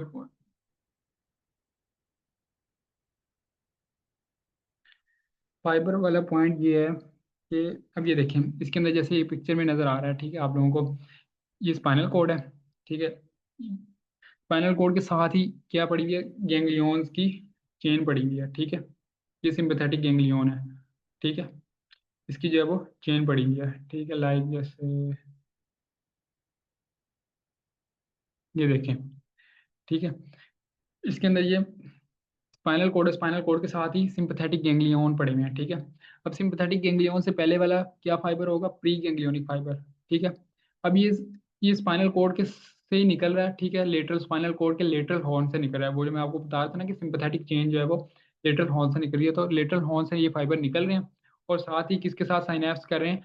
ये गैंग्लियन में जो सेल बॉडीज पड़ी हुई हैं उनके साथ जो है वो साइनैप्स कर रहे हैं। ठीक है, तो प्री गैंग्लियोनिक फाइबर जो है वो स्मॉल होगा, लेकिन इसके बाद जो है वो इससे जो है वो साइनैप्स करके आगे पोस्ट गैंग्लियोनिक फाइबर जो है वो निकलेगा, वो कहीं भी जा सकता है, मतलब वो हार्ट तक जाएगा। ठीक है, वो हमारे जो है वो लंग्स तक जाएगा। ठीक है, हमारे क्या कहते हैं यूरिनरी ब्लैडर तक जाएगा। ठीक है, मतलब ये पोस्ट गैंग्लियोनिक फाइबर इसमें जो है वो कहीं भी जा सकता है, तो पूरी बॉडी में कहीं भी। तो पोस्ट गैंग्लियोनिक फाइबर सिंपैथेटिक में क्या होगा? लार्ज होगा, और प्री गैंग्लियोनिक फाइबर सिंपैथेटिक में स्मॉल होगा। ठीक है, क्योंकि इसके अंदर क्या होता है कि जो गैंग्लियंस पड़े होते हैं वो स्पाइनल कोड के बिल्कुल साथ ही पड़े होते हैं। लेकिन जो पैरासिम्पैथेटिक है उसमें इसके उलट है। पैरासिम्पैथेटिक में क्या होता है कि जो गैंग्लियन पड़े होते हैं वो स्पाइनल कोड के साथ नहीं पड़े होते, बल्कि गैंग्लियन वहाँ पड़े होते हैं जहाँ पे सप्लाई करनी होती है, मतलब लाइक जैसे पैरासिम्पथेटिक फाइबर जो है वो उसने सप्लाई करनी है आई तक। ठीक है, तो पैरासिम्पथेटिक गैंग्लियन जो है वो कहाँ पड़ा होगा? आई के बिल्कुल करीब पड़ा होगा। ठीक है, तो इससे क्या होगा, जो प्री गैंग्लियोनिक फाइबर है वो क्या होगा? लार्ज होगा। ठीक है, और जो पोस्ट गैंग्लियोनिक फाइबर है वो स्मॉल होगा। ठीक है, लाइक जैसे इसमें देखें जो आई के बिल्कुल साथ जो है ये गैंग्लियन पड़े हुए हैं। ठीक है, मतलब आई के साथ जो है वो गैंग्लियन पड़ा हुआ है। ठीक है, उसके बाद जो है वो मैंडिबुलर ग्लैंड के साथ जो है वो गैंग्लियन पड़ा हुआ है, पैरोटिड ग्लैंड के साथ गैंग्लियन पड़ा हुआ है, हार्ट लंग्स इनके साथ जो है वो पैरासिम्पथेटिक गैंग्लियन पड़े हुए हैं। ठीक है, तो जो प्री गैंग्लियोनिक फाइबर होगा वो क्या होगा, लार्ज होगा, और पोस्ट गैंग्लियोनिक फाइबर जो है वो स्मॉल होगा। ठीक है, और इसके अंदर दोनों में मतलब पैरासिम्पथेटिक और सिंपथेटिक में दो फाइबर्स होंगे, मतलब दो न्यूरॉन्स होंगे और एक गैंग्लिया होगा। ठीक है, जो ये काम कर रहा होगा। इसकी आप लोगों को समझ आई है?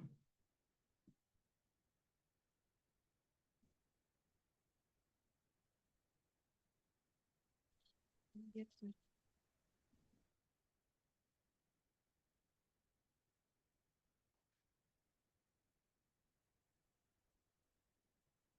अगर किसी को कोई क्वेश्चन है तो पूछ लें।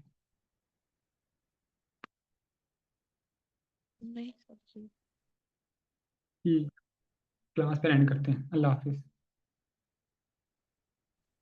अल्लाह हाफिज।